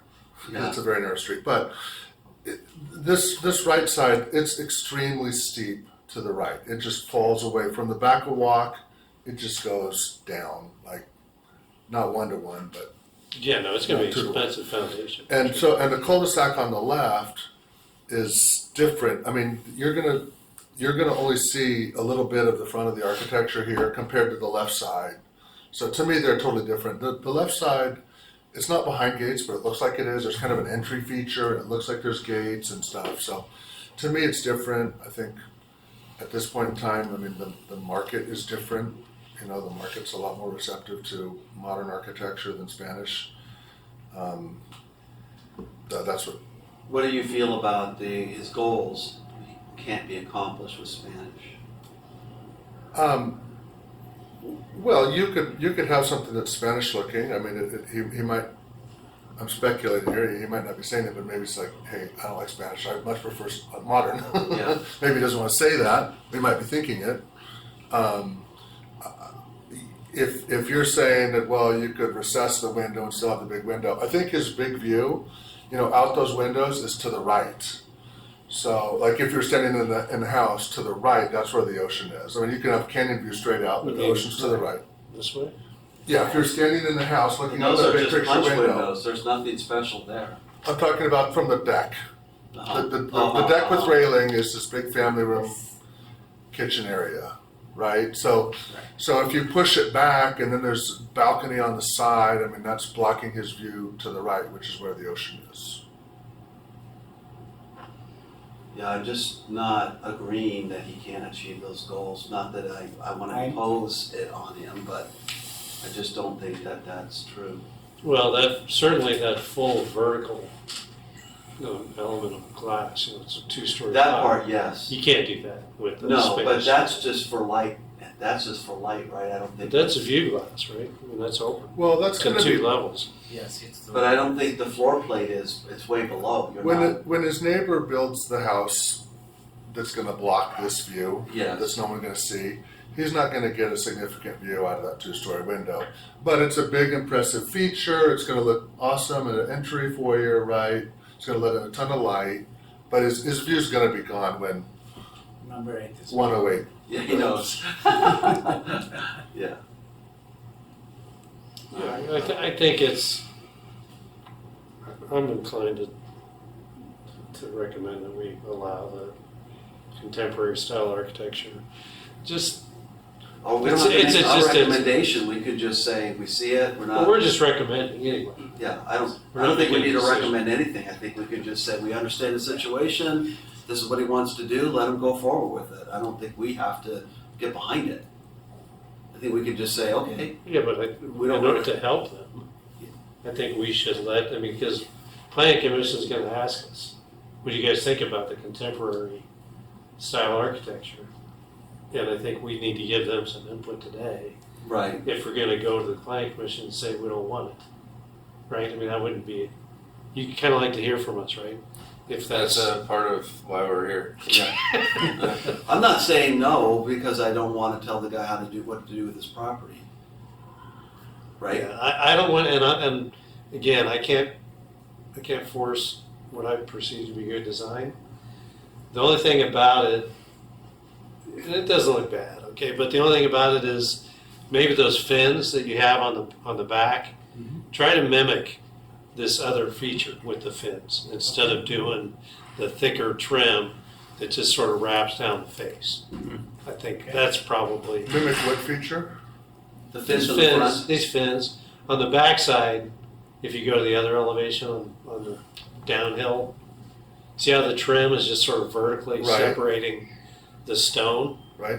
You know, use the stone in a way that there's not just this big fat trim piece, you know, use your fin detail to do that. I think that would be helpful. I think One that's suggestion, smart. one thing that I just want your feedback on is by using more stone on the bottom floor, do you think that would break up the back of the building some? Yeah, Like I mean, soften it's- it and not make it look as, Stone is typically a sort of a plinth, you know, and so that might be a way. But they've already done that to some degree. It's a very vertical looking, you know, the fins make it look even more vertical. yeah, Yeah, that's a problem. So It makes if it a you massive wanted to make it more back. like a layer cake or something, yeah. you could maybe wrap the stone as a kind of a plinth, Yeah. and then you'd be Sure. fine. You'd be fine. Because I think the other place that we liked it was stepped. Yeah. And this is not, this is just full vertical mass. Well, this could No, be it. actually, I'm sorry, here it's also stepping back. When you are looking at the side elevation, you see how it is stepped back? Oh, okay, didn't notice that. So those fin also is a stepping back, all the way back to the garage. All right, well, But see how you have the stone all the way down to the bottom. Yes. grade? Yes. You know, why don't you wrap that on the downhill side? Sure. Okay. And then, That's you know, an maybe you don't need the stone adjacent to go back to that other elevation, Jessica. No, This one? That one. that one. Maybe you don't need the stone on the other side of those fins. You Okay. just put it at the base, you know. That makes more sense to me. Because then you have a solid mass of stone. Okay. And then on the uphill side, on the one-story side that you see, I guess that wraps, right? That stone. Yeah. So those are some suggestions that I think would improve. Okay. Yeah, I was gonna say, I'm not sure you need all this amount of stone on this side that only your neighbor's really gonna see, you know, but. Okay, that was also came from planning department. Yeah, we Are were. you- oh, wait a minute. So, Are you buying 112? so there was another project where there was a material that terminated pretty close to the front of the building, and there was a design review subcommittee Yeah, we've talked about that. recommendation You're right. to extend it to like a logical terminating point. But But you could move those fins not, on the right. not to you. Okay, okay. I'm panning. I'm Okay, not saying okay. anything, But it's like feeling but like so we're done. we're you know part of our rule is to try to like make the process move quicker, and so we were more like communicating things we heard on other projects. So I'm just, in response to that, you could say, oh, well, those right fins, you could move those over some and then just die it right into the fins, right closer. But, Sure. Can we go back to the, That'd be a way to swap out some of your stone. can we go back to the material board? I wanna see what that stone is. It's alder wood. Is that like in your experience, It's Steve, is that- Eldorado stone. It's pretty good material. No, but I mean, does that look of stone common on modern buildings? Modern architecture? More as a base, as a plinth, Okay, but not necessarily a cladding, which is, I think, what we're suggesting. And or one whole mass. Would a horizontal element break up this? It does. I mean, it's actually, Eldorado stone's pretty good. It's not an actual stone. It's a manufactured stone. right, and It's, but what I've seen more on modern is kind of like maybe bigger stones, like more, well, whatever. I haven't seen that kind of smaller Stack stone? flint like type. so the wood siding, where does that go? It's the just front. on the, Just the fins? no, Or- no. Just right there on Front the here, side of the this one garage. At the garage, side of the garage. Oh, okay. When you say wood siding, how do we feel about like a plasticky wood look siding that's going to stand up to the weather a lot better? Yeah, if it's a hardy material or It something. is hardy. that's- This one is harder too. it is. Okay. Okay. There you go. So part of the reason why staff, when we heard that modern architecture was proposed, we didn't have a lot of concerns, is because John has the context of what the conversation is in the neighborhood, and we're seeing that it doesn't look like it's going to be one home or two homes. It looks like there's going to be some character here built over time. You could have hired Rad Lab back there too. They would have been better off. Thanks. Just kidding. You guys got a good project. It's going to be expensive. I know. That foundation's going to cost you. Some money. But you'll have some good views. You need to sell it to some young people too. Going up 3 He's levels. living Yeah, I have 2 lawyers at home so they can. Yeah, see, I think about these things. I'm getting old. I couldn't handle those kind of stairs. Okay, is that enough input? Yeah, that's great. Do you have anything else? No, thank you so much. Thanks, Appreciate all the You're welcome. feedback. Thank you so much. Thanks for coming in. No, thank Thank you. you. Thank you. I appreciate it. Thank you. Okay, on to our last. Yeah. The last project of the day, Hello. which is a pre-app. How you doing? How are you? Good. How are you? Good to see you. So we have a pre-application for. Perfect. Nice. Yeah. Throw them out here. Yep. Just like this. I think this is. When did you move upstairs? Monday. This is her last. Last Let- DRSC, Where'd unless she you go? want to listen to the City parklets manager's again. office. Oh, what the Yeah. heck? Well, we got a Yeah. meeting on the park. She's Lexi might come back occasionally and help us with parklets. So where are you going? You're going to. City manager's office. Yeah, that's why Araceli is here. She'll be taking over. Surprise! we She'll be like her taking a lot, over so- after me. Yeah, Are you leaving us? I am. What are you gonna do up there? Courtney, do you remember Courtney Farrell? She was an executive analyst. I'm gonna be doing that. She's gonna be doing all of Andy's busy work. She'll be good at it. She's good at it. She seems I pretty. have a few people I'd like for you to just put on the do not disturb list. Are you one of them? What am I gonna do if I have a No, problem with put me right through. Perfect. Yes. my, what am I gonna do if I have a problem with my iPad? I can still help you with that. Call Tamara. All right, so this is a request to provide preliminary feedback on the proposed development of outdoor bathing. I think this is our first Nordic bath project that we've reviewed. Am I wrong? I think that's. That's pretty the market. excited. I think Sounds that's right. First one in San Do you Clemente. know if that first project ever came to design review? No, just DMT. Okay. Same applicant. I think it would be worth Here's some mentioning it. magnolia.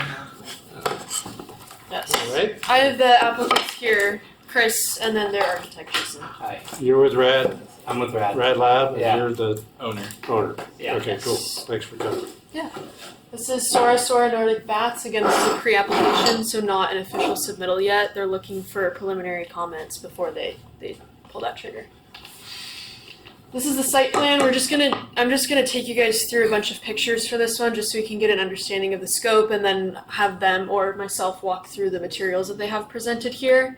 Good. The project location is at 2211 South El Camino Real and 2213 South El Camino Real. So they do plan to do a lot merger to combine 2 lots for this project. What's the zone? NC 1.3, and it is within the housing overlay. Okay. Yeah, it's on 2 vacant parcels currently, approximately 9,500 square feet Combined. combined. Yes. And it abuts 2 structures. To the north is a commercial car wash, and then in the east, a single-family residence. There are some requirements for setbacks between a commercial non-residential property and residential. Is And that that's- self? Yes, Buggy wash. the buggy Yeah. car wash. Yeah. So you can have this Zen experience and you're gonna hear this guy. Maybe that'll be like that, you know. It's like rain. Ocean White rain noise. With the sprayer. We always joke that a bathhouse or Nordic baths is like very similar to a car wash, just like you're washing a human instead of washing a car. That's a good joke. That's a good joke. There is a setback requirement between the single-family residence and the commercial property, and that's 20 feet. Right now, they're asking for an exemption to that, which they can get via discretionary process, and they're asking for 6 feet. There's currently an SDG&E easement back there that requires them to have 6 feet of clearance, so that's what they're working into this project. They have to meet a couple of different measures in order to warrant a setback decrease, which is addressing noise, parking, lighting, massing, and other similar impacts, which they have addressed in their narrative letter, which is attachment 2 in the staff report. On the lot here, we see a lot of different buildings. There are 8 modular buildings totaling roughly 1,300 square feet and a maximum height of 12 feet for any of the buildings. Some of the amenities are 2 stainless steel soaking pools, hot and cold, showers, saunas, treatment room, which may or may not have massage, kind of depending on the route that they want to go forward with, a changing room, and storage space. They have also constructed here a new parking lot and will provide new landscaping throughout. I can go back to this slide at any time. Our analysis and what we're looking for today, again, is preliminary feedback, and we have questions that we would like some direction on in order to provide them some solid feedback. Those are, is the project compatible with the surf zone design district? Does DRSC suggest changes to the parking lot design or screening? Should more landscaping be provided in front of the street adjacent structures? There are certain requirements for that, which does require, if the parking lot is right next to the street, 10 feet of landscaping, which they've augmented with some storage and fencing to hopefully get away from that to maximize the space for what their use is. Is the rear elevation compatible with the adjacent residents, or should they consider design changes to be cautious of the residents behind them? And does the DRSC have any suggested changes in response to any DMT comments? That is attachment 3 of the staff report, mainly from engineering and building and a couple from utilities. Engineering has concerns with the parking conformance with their engineering standards for parking lots. I haven't gotten the specifics of that, but that will be available at some point soon here. And then general issues with heights of walls, creating line of sight issues on South El Camino Real and Avenida San Pablo.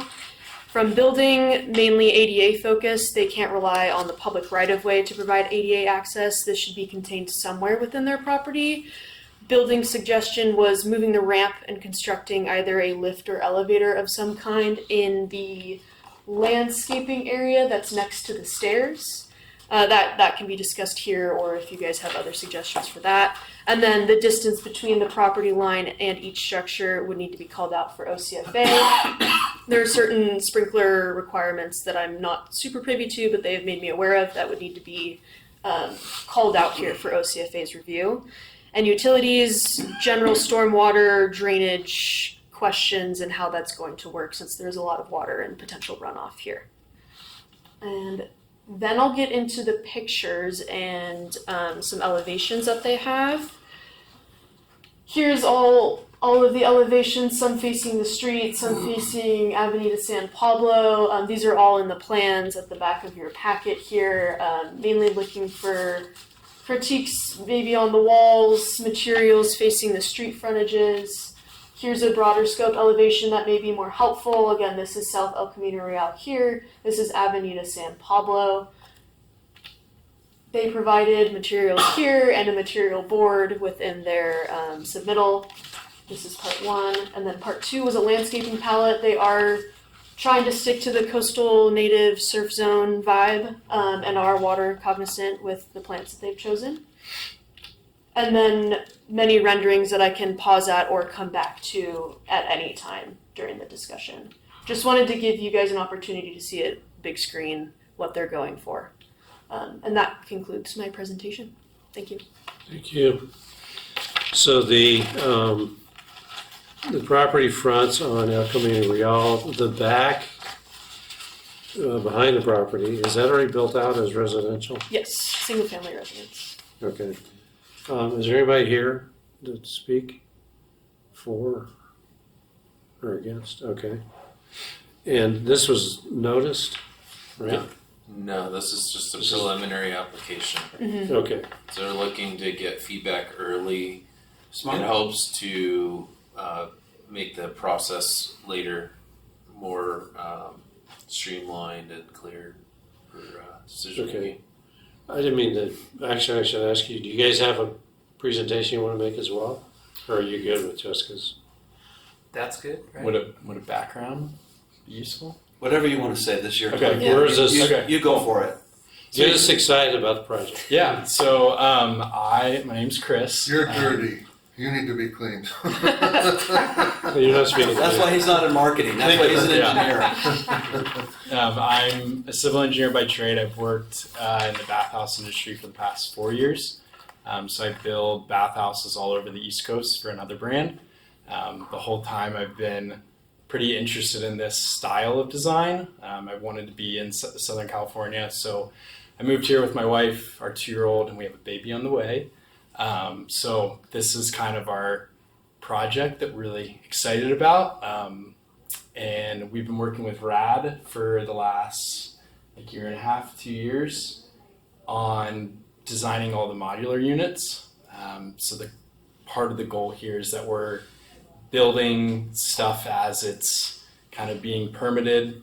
The pools are stainless steel vessels from a manufacturer in Indianapolis that builds, all the Olympic facilities. So they're high-end, premium stainless steel pools. All the filtration will be premium mineral quality for cold and hot.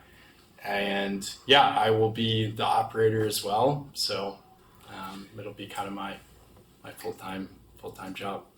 Okay. And our background, I'm Jason Grouton, one of the owners of Rad Lab Architecture and Development. We've been doing this for about 20 years. And we are fortunate enough to work on super fun, unique, creative projects pretty much our whole life. So anything from, super fancy custom homes and islands to, we're developers too. We developed a hotel in Texas. We do a lot of hospitality type commercial uses, from restaurants to, with the modular architecture, we've kind of our niche, and we've really loved how, we can do all the site work at the same time as building all the modular pods and bring them in. And it's a pretty cool process that we've gotten down to a science here. So with this one, we love all the materials that we're putting on this. I mean, as you can see, they're pretty high end. And personally, as an architect, I like to focus on natural, real materials and not fake stuff. And so you'll see a lot of this integration of real materials, being integrated into this project that lasts the test of time and patina nicely. And I'm an avid surfer my whole life. I grew up surfing trestles. And so being in the surf zone is super fun and exciting. And when we talk to you guys, keep it surfy. It seems like we're trying to define what the surf zone is and the palette of materials. So hopefully we can be an anchor for that, and hope it be an inspiration to the public for future projects. We try to, with the surfy, we tried to come from our history as surfers. Chris the Surfer too, is to keep a really natural, upscale surfy palette, not kind of like Mexico surfy or that lower surfy, more upscale surf, because it's a wellness place, where you want to feel comfortable.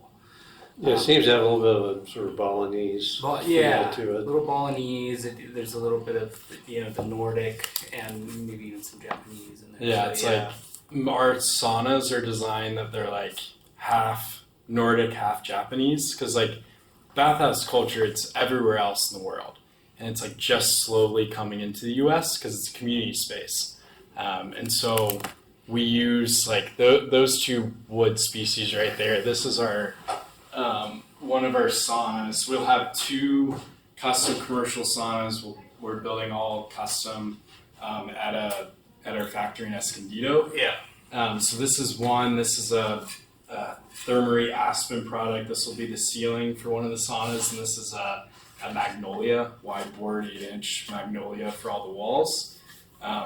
Thermery, this is the best thermally modified wood in the world. The other one that's pretty good, second best, is called Luna Wood. The cool thing about Luna Wood is it's made in the U.S. from poplar or magnolia, and this is what we're going to clad all of half of the buildings are going to be clad with this. So it's a pretty sustainable product. It will get a little bit lighter over time. It kind of ages over time, but it's been thermally modified. They use it in salty areas all over Europe.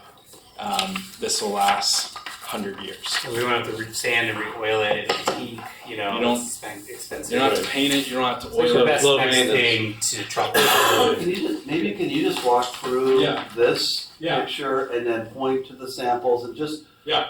give us the orientation and talk to us why you want to encroach on your setback.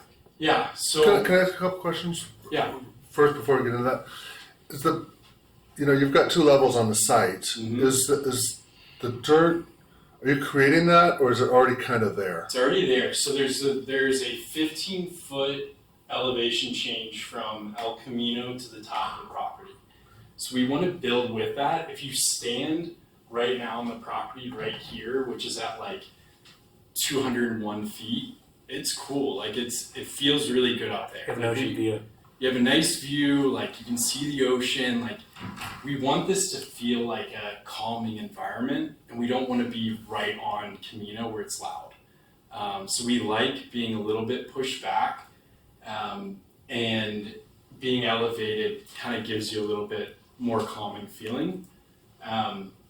The experience you enter in from here, you walk through, we're gonna have an entrance. And what is the surfaces as you go? Can you just talk Yeah. about the surface? Yeah, so the most of the structure is gonna be built with wood board concrete. So we're speaking with Imperial Concrete to do like a nice wood formed concrete. Board form. Board formed concrete for the retaining structures, because this will be a So there'll be like variations in the different concrete You sections. know when you You could see it. form it with wood and you take off the form, it has like wood grain in it. Yes, And yeah. it's got like every 6 inches or 8 inches, it has a little squish or you know Right. where you Will the that's- color vary a little? important place. Or no? the tone kind Yeah, of that's a good question. it's all pretty concrete, but you can mess with the aggregates but it'll be pretty uniform of that nice gray. Okay. Yeah. So the texture will be in the formwork. Yeah, the texture. The texture's yeah. really nice. And there's different ways, we can bring in samples, there's different ways to do them. So that retaining wall, the entranceway, the steps, all of it's the same thing. That's all the same thing. This right here, we want to break up that entryway, so that's going to be a breeze block, which will allow, kind of give you, we want the transition to be organic from the street going into the business. So that'll be breeze block for this, and that also wraps on this side. And then right here is the Luna wood that we have. So you'll kind of see a few different textures. This is our treatment. So 2 different treatment rooms, front desk with a beverage bar. Back here is changing room. So 2 different genders for changing room and lockers. That's going to be, this is an iron or steel. So bringing in another kind of element texture. This will be restrooms, which is also the Luna wood. Stainless steel for both the pools, which is the cleanest pool surface you can use. Shower will be on the exterior, will be steel, and then on the interior, we're going to use a brushed aluminum. Which we're pretty excited about. Yeah, like right there. It's cool because it reflects the landscaping on that wall, like silhouettes. Pretty cool in this brushed aluminum, and when the sun's kind of setting on that, it'll be pretty It cool. won't be super reflective. It'll just be Where's the landscaping Yeah. that it's reflecting? Right beyond that wall, right there. I like the wall Right where in you the put middle. what you this Little form. privacy wall, That's yeah. cool. That's You don't cool. see it because The that, breeze will come through. Yeah, exact breeze block. Yeah, we want to have like a central green landscaping area, kind of like a central courtyard, and then your circuit is around that courtyard. Because what customers are going to do, they're going to come for an hour to 2 hours, check in, shower. They're going to go use a sauna, so they'll use these two different types of saunas. They'll use a sauna, they'll shower off, and then they'll go into the cold pool. After the cold pool, they'll relax, and so we'll have a few different relax areas. This one will be heated furniture. So it's a concrete heated furniture that you sit in. It's really nice. And then It's hard though. a few different areas to kind of like lay out and be in the sun. And then you'll do it again. You'll go to the other sauna, go into the cold pool, maybe you'll go to the hot pool then. So it's kind of an experience for you to do on your own, but it's a communal activity. There'll be 10, 15 people there with you doing it at the same time. Okay. So those are kind of the main. Do you have what we tried to do too? Is I think this is really important. Is maybe this is the best, like with the parking lot and stuff, but like to create like an architecture from the entry of this thing from the street. So we use like this cordon steel kind of a bigger mass that would act as like a fence and this building here to bring the materials into the project. What is, oh, that's a wall that you're gonna cover in that? Yes. Steel. Yes. And what's the sign? Is that like a where it says Sora? Is that Right here. Sora. That's that. That says Sora. Maybe there's a better image right here. So that would be from the street. This is kind of going in. The Sora sign would, be something similar to that. Metal. Are you gonna plant those palms at that height? They are already there. Existing. Oh, they are. Okay. These are There's 3 palms existing. already there. And then we're proposing all this. What's nice is like you were saying that there's this whole 10-foot of public. We don't own this. Our property line's right here where the wall is. And so we did like more than required landscaping all in there, and then did our ADA ramp into the building on that 10-foot before the sidewalk even starts.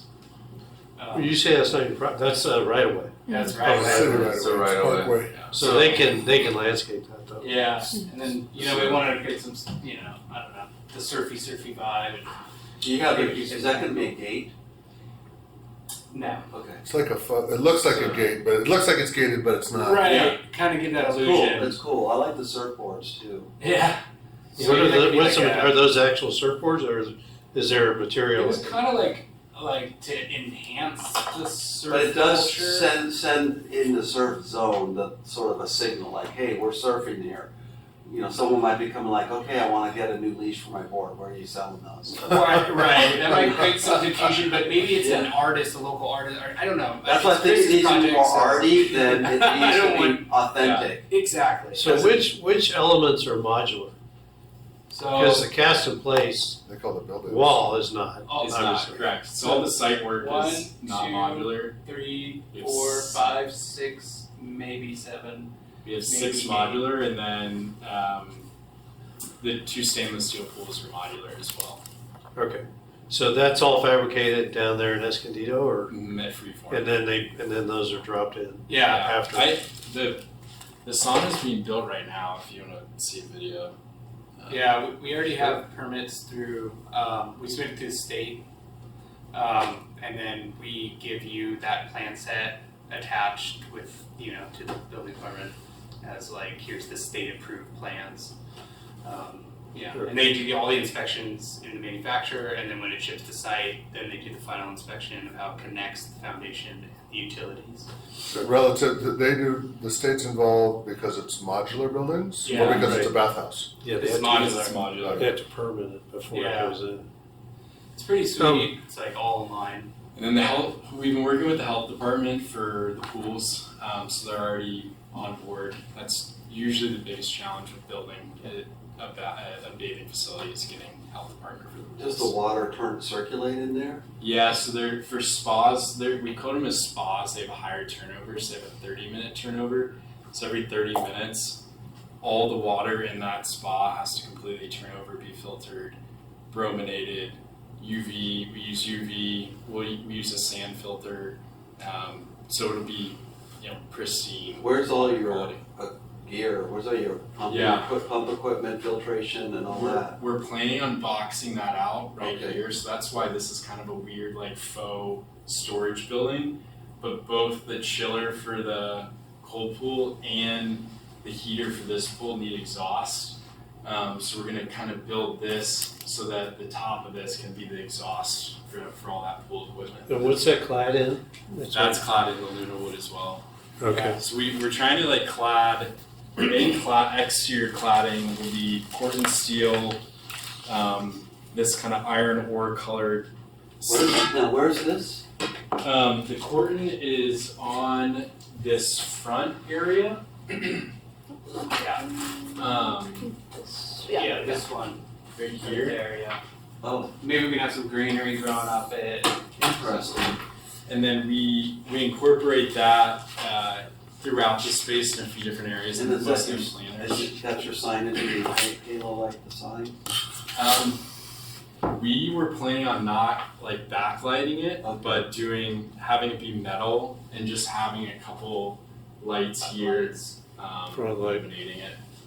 Maybe potentially, if you wanted some, like right on the street, maybe you could do something like etch it in the Corten steel. Yeah. Here, like kind of subtle signage. I don't think we need like the loud signage. Yeah, we don't need like I'm not worried about people wanting this. Right. And so like People aren't gonna drive by and say, hey. Yeah, they'll look at that. People Your are gonna- destination is what you're saying. People are gonna do a Yeah. search Mhm. and then they're just gonna drive there. So the signage. So is where's the not- height exception that we're looking for? Did you say there was Well, a, it's It's a a setback. setback. oh, it's just a setback, is that in Yeah. the rear? It's or- against the Yes. residential No, it's- unit that's behind them. Yeah. Right here. So Okay. there's a residential property right here. It's a single family home. From this property line, they would technically need 20 feet of distance. Oh, I see. They're requesting 6. And we wouldn't be blocking any view from them because they're higher. What's the height of that wall back there I do The want to. wall actually from grade? So the wall actually goes down. Because we need to come down from this corner, we need to come down 4 feet. So we're gonna come down from that property line and then we'll have a fence. So the delta of that would be 3 feet, 3 feet. So that's the part that's visible from the other side, 3 feet. 3 feet. What about, what's on this side? That's the Car car wash. wash. That's the car wash. Not too worried about that. Yeah. But you don't have a setback there anyway. No. Everything else is 0. So the only exception you're looking for here is that rear setback. Right. Yes. Yeah. Yeah, and then just general. What do you design. guys feel about that? I think that, well, I always start with what is the code, the max development allowed on this lot, Right. right? Right. This zone, what's the height limit? Is it 30 something? 30. 37. 45. 45 to top of roof. Yeah, 45 feet in the zone, and they're doing what, 12 12. feet? Yeah. No, And I mean max. Max, We- but like, yeah. you're going down and then, you're going up, and so you're talking about buildings that from your neighbor are like the height of a fence. Does that sound right? Yeah. Because Yeah. you're going down and then. Yeah. So for So that reason, I don't you're have okay a with it. I don't have a lot of And they're concern not in with the that. SDG. What's the issue with the parking? But If you calculate how many patrons or whatever and how many parking well, spaces they It's need. Just- NC1, is that what you said? yeah, just 1.3. like finishing up. What like, use did you pick that's closest to that? Because that's not in Personal services. personal services, okay. So on the setback issue, to get an exception, you need to talk about lights and noise and air quality and stuff like that. It seems like a pretty low impactful use to be next to a residence, considering that the equipment is removed and the whole intent is that it's quiet. So No CUP for You know. this? I think no. Okay, so yeah, like right now, So it's a minor exception. Staff doesn't have a lot of Development concerns permit. about the setback. So it's gonna be a development permit, no conditional use permit. Not for the use. No. It's a development permit. Whose lot is this big bush on? Is that on yours or theirs? It's like Or half-half? it's like half and half. Yeah. See, to me, that's, I have zero problem with the rear setback because they're so low. They could build 45 Yeah. feet and and whoever it is, they don't even care about the view down there because Right. that Well, and bush is there. it's all the whole property is just trash. It's just This is a lot, right, with a bunch of weeds on it. big Yeah. trash. So they're gonna get an upgraded Yeah. neighbor. Mhm. It's just, but it's not conditional use, so there's nothing we can do about noise or light. You're not gonna be open at night? Our plan is to close at 9. Okay. So there's a couple couple things that Lexi put already in the staff report, but I want to highlight. Is when we had a meeting and we were talking about the design guidelines. Generally, parking lots are. The design guidelines encourages for buildings to be oriented to the street and parking to be behind. And you had commented, Chris, that one of the challenges you had was with by putting the parking lot back there, there would be more compatibility issues with the residents, right?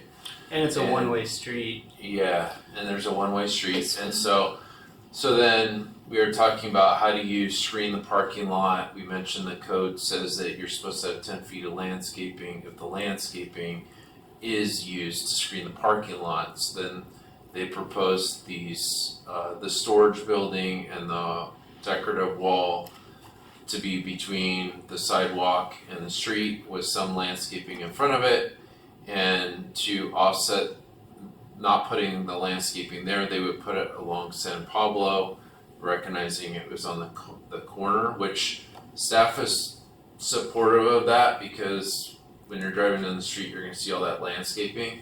I think the main challenges that they're gonna need to work through is on the parking lot and egress design, because engineering was saying that the wall closer to the corner, that's gonna create line of sight issues, and they're gonna have to work out some of those circulation issues, and so that might mean some of those site planning elements would have to be adjusted, as well as the ADA ramp was a comment. I don't know how you'll work through that yet. I figured like any preliminary feedback you get, you're gonna need to think about it and come up with solutions. So, but for the benefit of the subcommittee, I want to highlight some of those things. Sure. And how many parking spots are required? 1 per 300. Oh, yeah. Because So 4 spots total? Yeah. And that's what you have? Yeah. 1,300 square so feet of. people will be parking just basically on San Pablo, probably, right? Because you said you'll have like 15 people.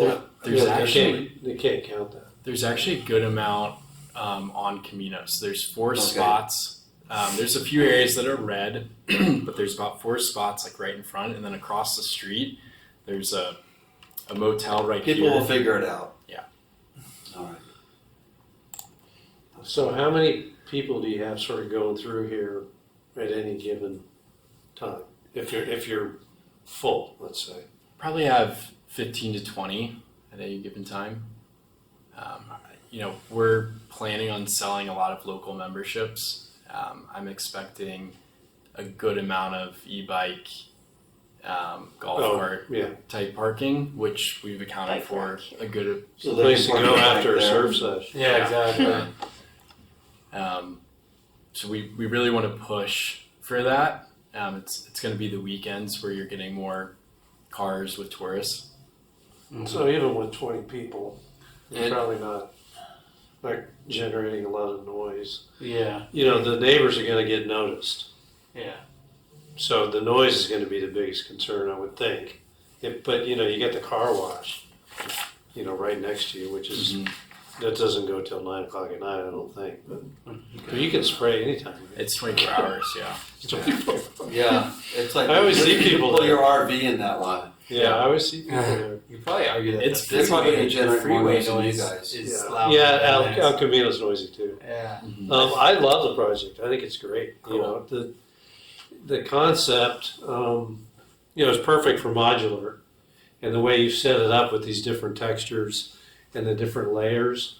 I think that sort of mitigates the need for more landscape, because you have that richness, and you've got those. You're fortunate you've got those 2 big palms, that are already there. Yeah. So to me, it's like a good sort of like you said, an anchor, but I think sort of pace setter, for that run there, because there's a lot of weird stuff going on, on that street. I think that, the biggest concern is going to be, what do the neighbors say? They don't have a lot that they can say. So I'm inclined to recommend approval of that encroachment, in the back, the reduction of the setback. This wouldn't, you need that space. Well, he explained to me because of the height, it's fine. So once he said that, I'm like, yeah, it's fine. Yeah, 3 feet is all you see. So I hope you're successful Thanks. with the venture. It'll be a lot more attractive for the neighbors to see. Yeah, it's gonna be a great addition. Your landscaping than the weeds. Yeah. I mean, geez. I mean, what the current lot is too.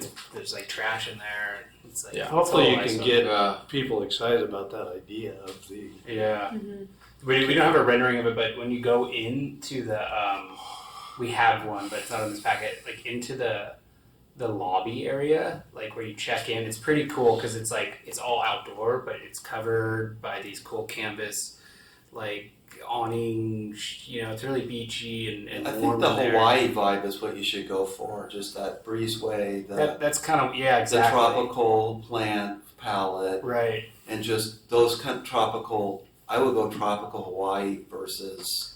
That's I think the vibe. You think that they'll want. go for that, like without it, because it does require more water. Like we kind of want to mix in I some don't drought. think you need to do that. drought I mean, I think tolerant. even desert type landscape, Yeah. if it's This is what because we it's have. very architectural looking. right. It kind of Spiky. right. Exactly. Also, I mean, keep the in mind, palette we have looks a great. surf culture in San Clemente. We have California native plants. Yeah, And it's a perfect spot for So, I mean, Like the deer You can grass. surf is in all nice, places in the world. colonies. but I think, keep in mind what's something that we talked about is there's not a lot of examples yet of surf zone There's buildings. You have those bungalows that are, I think, pretty good project that was done.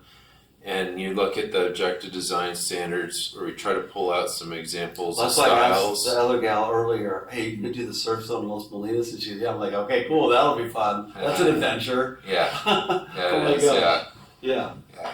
Okay. So, Nothing like good enthusiasm from the intern to Yeah. say, yeah, let's go do a surf zone. Yeah. Standard definition. So yeah, we're All right. I think unless Scott, No. No problems. I'm good. I mean, my only kind of thought is the walls in the front of the parking lot. If they're creating engineering site distance issues for you, are they necessary? Or could they be half height pony walls or something? So Because that's a big cost for us to accommodate, those walls. So if we could reduce those, that would be nice. well, you could use landscape. Okay.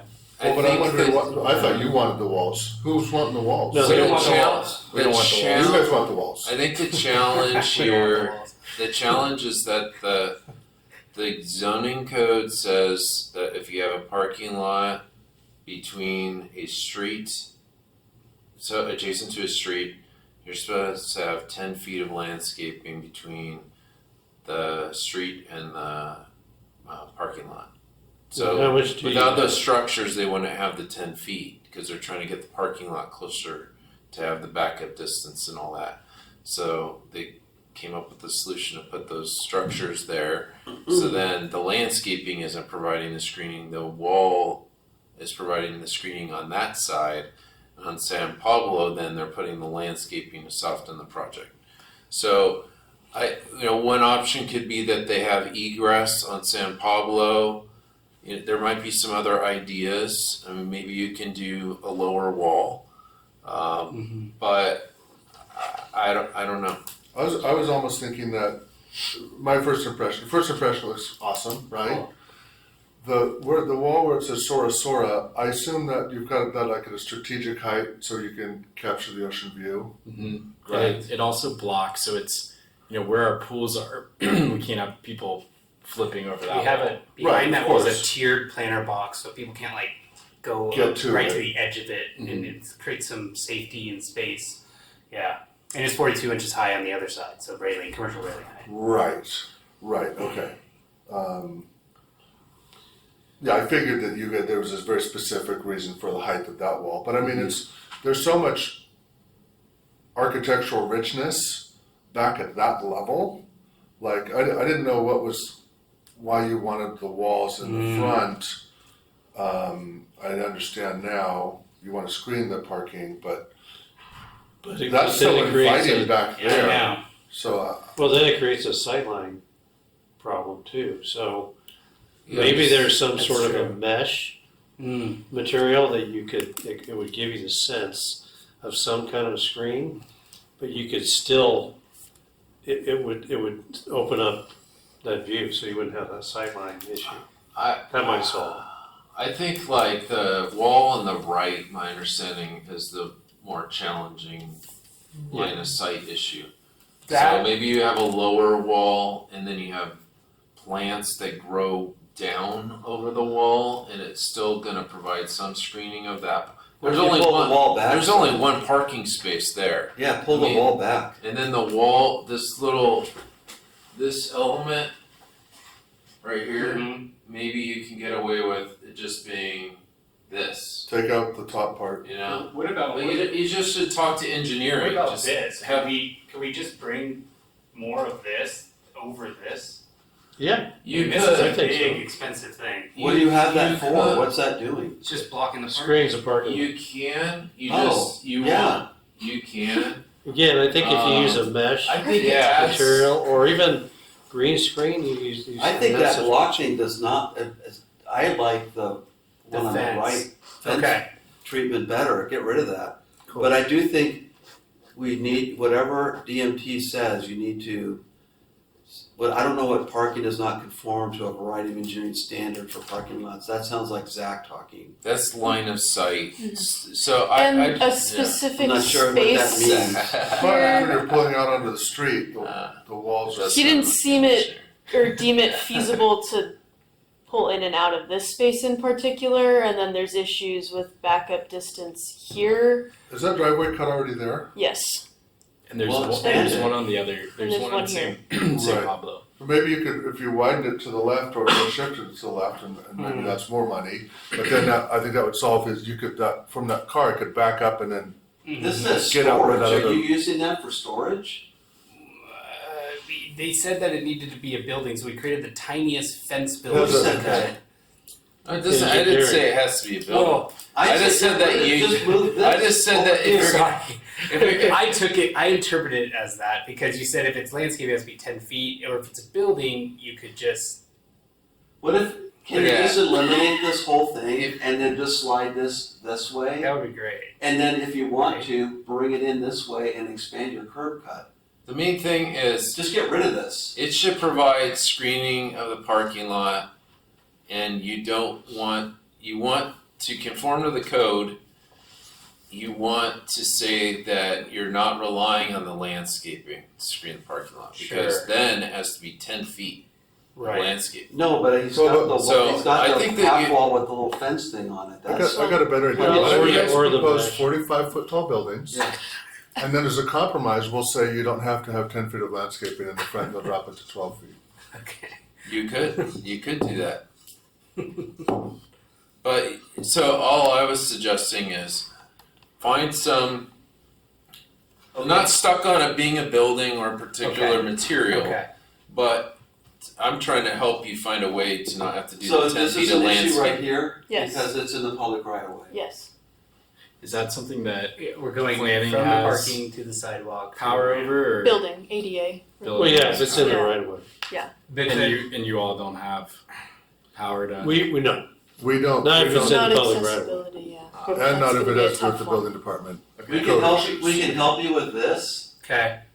but I don't know that we could exempt you from that. Yeah, Meaning that's, the right of you way. gotta work that out with it. Okay. I think your best bet is come up with some different ideas. You can now, because you know where the comments came from, you can Mhm. talk to engineering. Mm-hmm. And you could talk to building about those specific issues. Okay. And then after you have some ideas, talking to them, we can go over the materials and Okay. design. You'll get formal comments. And- They're due tomorrow from them. I would so say- this happened before I was I able to think do what the that. coaching you're getting is, you just sketch, don't engineer. Yeah. And color, Okay. and show them, see, we tried, it didn't work. Don't do this. Got it. If we tried, it didn't work. We're thinking We're improving the The public upside. right of way. There's no one's walking on it, it's Sure. landscaping. Sure. What's the difference? Right. We'll make it attractive. Right. We're gonna invest, so and I think that you appeal to them to go, okay, I guess you tried and you're gonna make it better, and then you give them reasons to be okay with it. Okay. So are you gonna have, That's been my this is a experience personal listening to question, are you gonna have DOT for 3 massage? years. Thank Yeah, so that's the other item. So if we have massage, we're gonna need a minor CUP. The one building has the ability to have massage.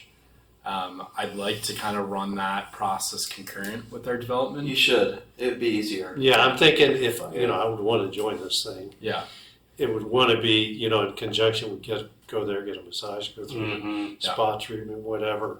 Yeah. I think you had a much better chance of being successful. yeah, If absolutely. that's part of it. Yeah, a lot of customers prefer to have massage as well. I just didn't want that part to Slow you Mess down. things up prevent either. the You rest You just of have this. to follow the ordinance on it, that's all. Yeah. Yeah, and it's a very appropriate. Another It's not thing used is for if you this. want beer or wine there, you can apply for that at the same time. Okay, Oh, sure. Right? is that a You can apply for that. okay? You For know, like an event. I would imagine someone's going there. So They're probably gonna want a glass of wine while they're sitting in the spa. So the company I work for is does no alcohol. I don't think that's a critical part. Yeah. I mean, to me, Well, but I think it could. I would think you don't want to go through a process more than once. So I agree. It'd be, and might your as well sign, combine you're it. gonna want to do your sign all at the same time. Okay. Personally, I don't think this kind of a thing, when your blood pressure's going up and down, Right. you want to introduce alcohol. I And don't be think that's a healthy. good move. Yeah. Personally, I think that's a liability, and I think Yeah. you're gonna be sweating bullets when someone falls and trips, and Yeah. I would just It's- not do it. In Europe, I'm a big bathhouse enthusiast, so I travel all around the world and go to different bathhouses and spas, and it's huge in Europe. They all drink when they go to the bathhouse, and it's the weirdest thing in the world to me, because it's the opposite of what you're trying to get. You're trying to you get all these cardiovascular benefits from sauna, and then cold plunge all these these mental benefits, and so it's weird to add alcohol, but you never know. We may You're gonna have want to tea, do an event right? or Some tea. yeah, we want to do teas, matchas. Yeah. We never want to prepare food, but we may bring in food from Chopin or something. So what is this distance between property line and each structure should be called out for OCFA fire safety? Is that okay? They just need to call it out. OCFA didn't give direct guidance on what that would require, but they're going to need to see some type of site plan regardless. for Yeah, that. I guess what they're suggesting on the ADA is that you could do a lift Yeah. right in the front, right Yeah. there, and that would be your ADA. So that's Sure. another option you could price out Sure. and see if you're willing to do it, just a simple lift right there, and Mhm. and that could solve that problem. Yeah, they have some lifts now that are more budget. So I think that's Okay. the option you look at, and if you really can't make it work, then you go back. But I think if you can make that work with the lift right there by the spot, Mm-hmm. that's the way to go. Yeah. Okay. Yeah. Yeah, great project. Thank you. Thanks for coming in. Sweet, thank you. We didn't give you that much input other than We gave them a lot of input, I though. think For them. you do. I think- Take the money you're going to save on not having that wall. Yeah. We love that because you already can't afford that wall. Yeah. No, I can't afford You don't that. need it. Yeah, you get some, these are not cheap materials. And then if you don't do the ramp, No, each one of these modular Yeah. units, you right? Yeah. Now Yeah. you have get some a savings to work Lamborghini with for on every the one. Right. Wow. But Thank you. Yeah, look at your website. You guys do some nice work. Thank you. Appreciate it. You like seeing good architects come in. Yeah. I wanted to critique that last project, but Phil, yeah, you have public comment. Probably you should have done it. I just, Okay. I was a no. Yeah, because then you would have yeah. invoke some Yeah. karma disruption, and they might travel Move, to your yeah, project yeah. site, I know. right? And then comment at Right, your right, public right. hearing and Right, create right. this turf battle. You're right though, July with 15th? modern architecture, you know, there's good and bad. and Are we most of meeting it's on bad. July 15, the same day as our other meeting? Well, it's tough to dictate It civil is. architecture, We so, need, Yeah. and I've been doing the this for a long time, TFA, so we have I think to, we're gonna cancel the 15th it'll be because subtle, we need to do and the meeting and just after try the to planning commission. shape it as much as you Right. can. You can tell, you know. It's like being back in grad school with our critiques, you know, like you can't, you know, you Yeah, can't stumble I'll over live it, in but about they try 5 and then I'll guide walk the dogs you real quick and then I'll to start. the right path. Well, when I first got an architect, I've had my own company for 37 So- years. The And, meeting needs to be after When I first you was guys, in like architectural review of my appoint development, people to the planning commission. I'd like try to redesign the So- stuff. I think we're doing that on the 15th. People don't want that. You know, Yeah, so so you I have to think we're just saying to cancel the do 15th. the most you can to push them towards it. I'm just not Sure. going to be in town from the 22nd. Those people don't even know what good design is. Yeah, I know. If you have to describe it and explain it to them, Okay, I I mean, mean, it doesn't work. well, Yeah, if that's if we end up having to cancel or All right. whatever, I was Thanks, just saying, guys. let's go Thanks, by guys. this. Nice to meet Why don't we just Let's make go by it- this. Do you want to keep your? I kinda we like actually my have- Yeah, keep it. No, keep it. Oh, sure. We have a good number of items, Can so, we adjourn to the 29th? You don't need this? No, keep it. yeah, that's what What we was the wanted name to of that adjourn. other, Okay, that's cool. So this is Thermery. So like the best so I'm sorry, Therm what? Thermery. THERMORY is this. So I run a custom sauna factory in Asheville, North Carolina. So all we do is we build custom saunas. And so this is all made in Estonia. It's like the best sauna lumber on the market. And there's only like 3 groups in the U.S. building like real high quality saunas. Can we adjourn real quick? So I'm going to move we Yeah, adjourn go. to July 29th. July 20. July 29th, Okay. 26 in the community room. Second. All in favor? We're adjourned. Aye. Thank Here, do you you. want, this one's Yes, from Thermery. This is Magnolia. Yeah, this is our This is selling. what? She's gonna That's take- Magnolia. They both are Magnolia pop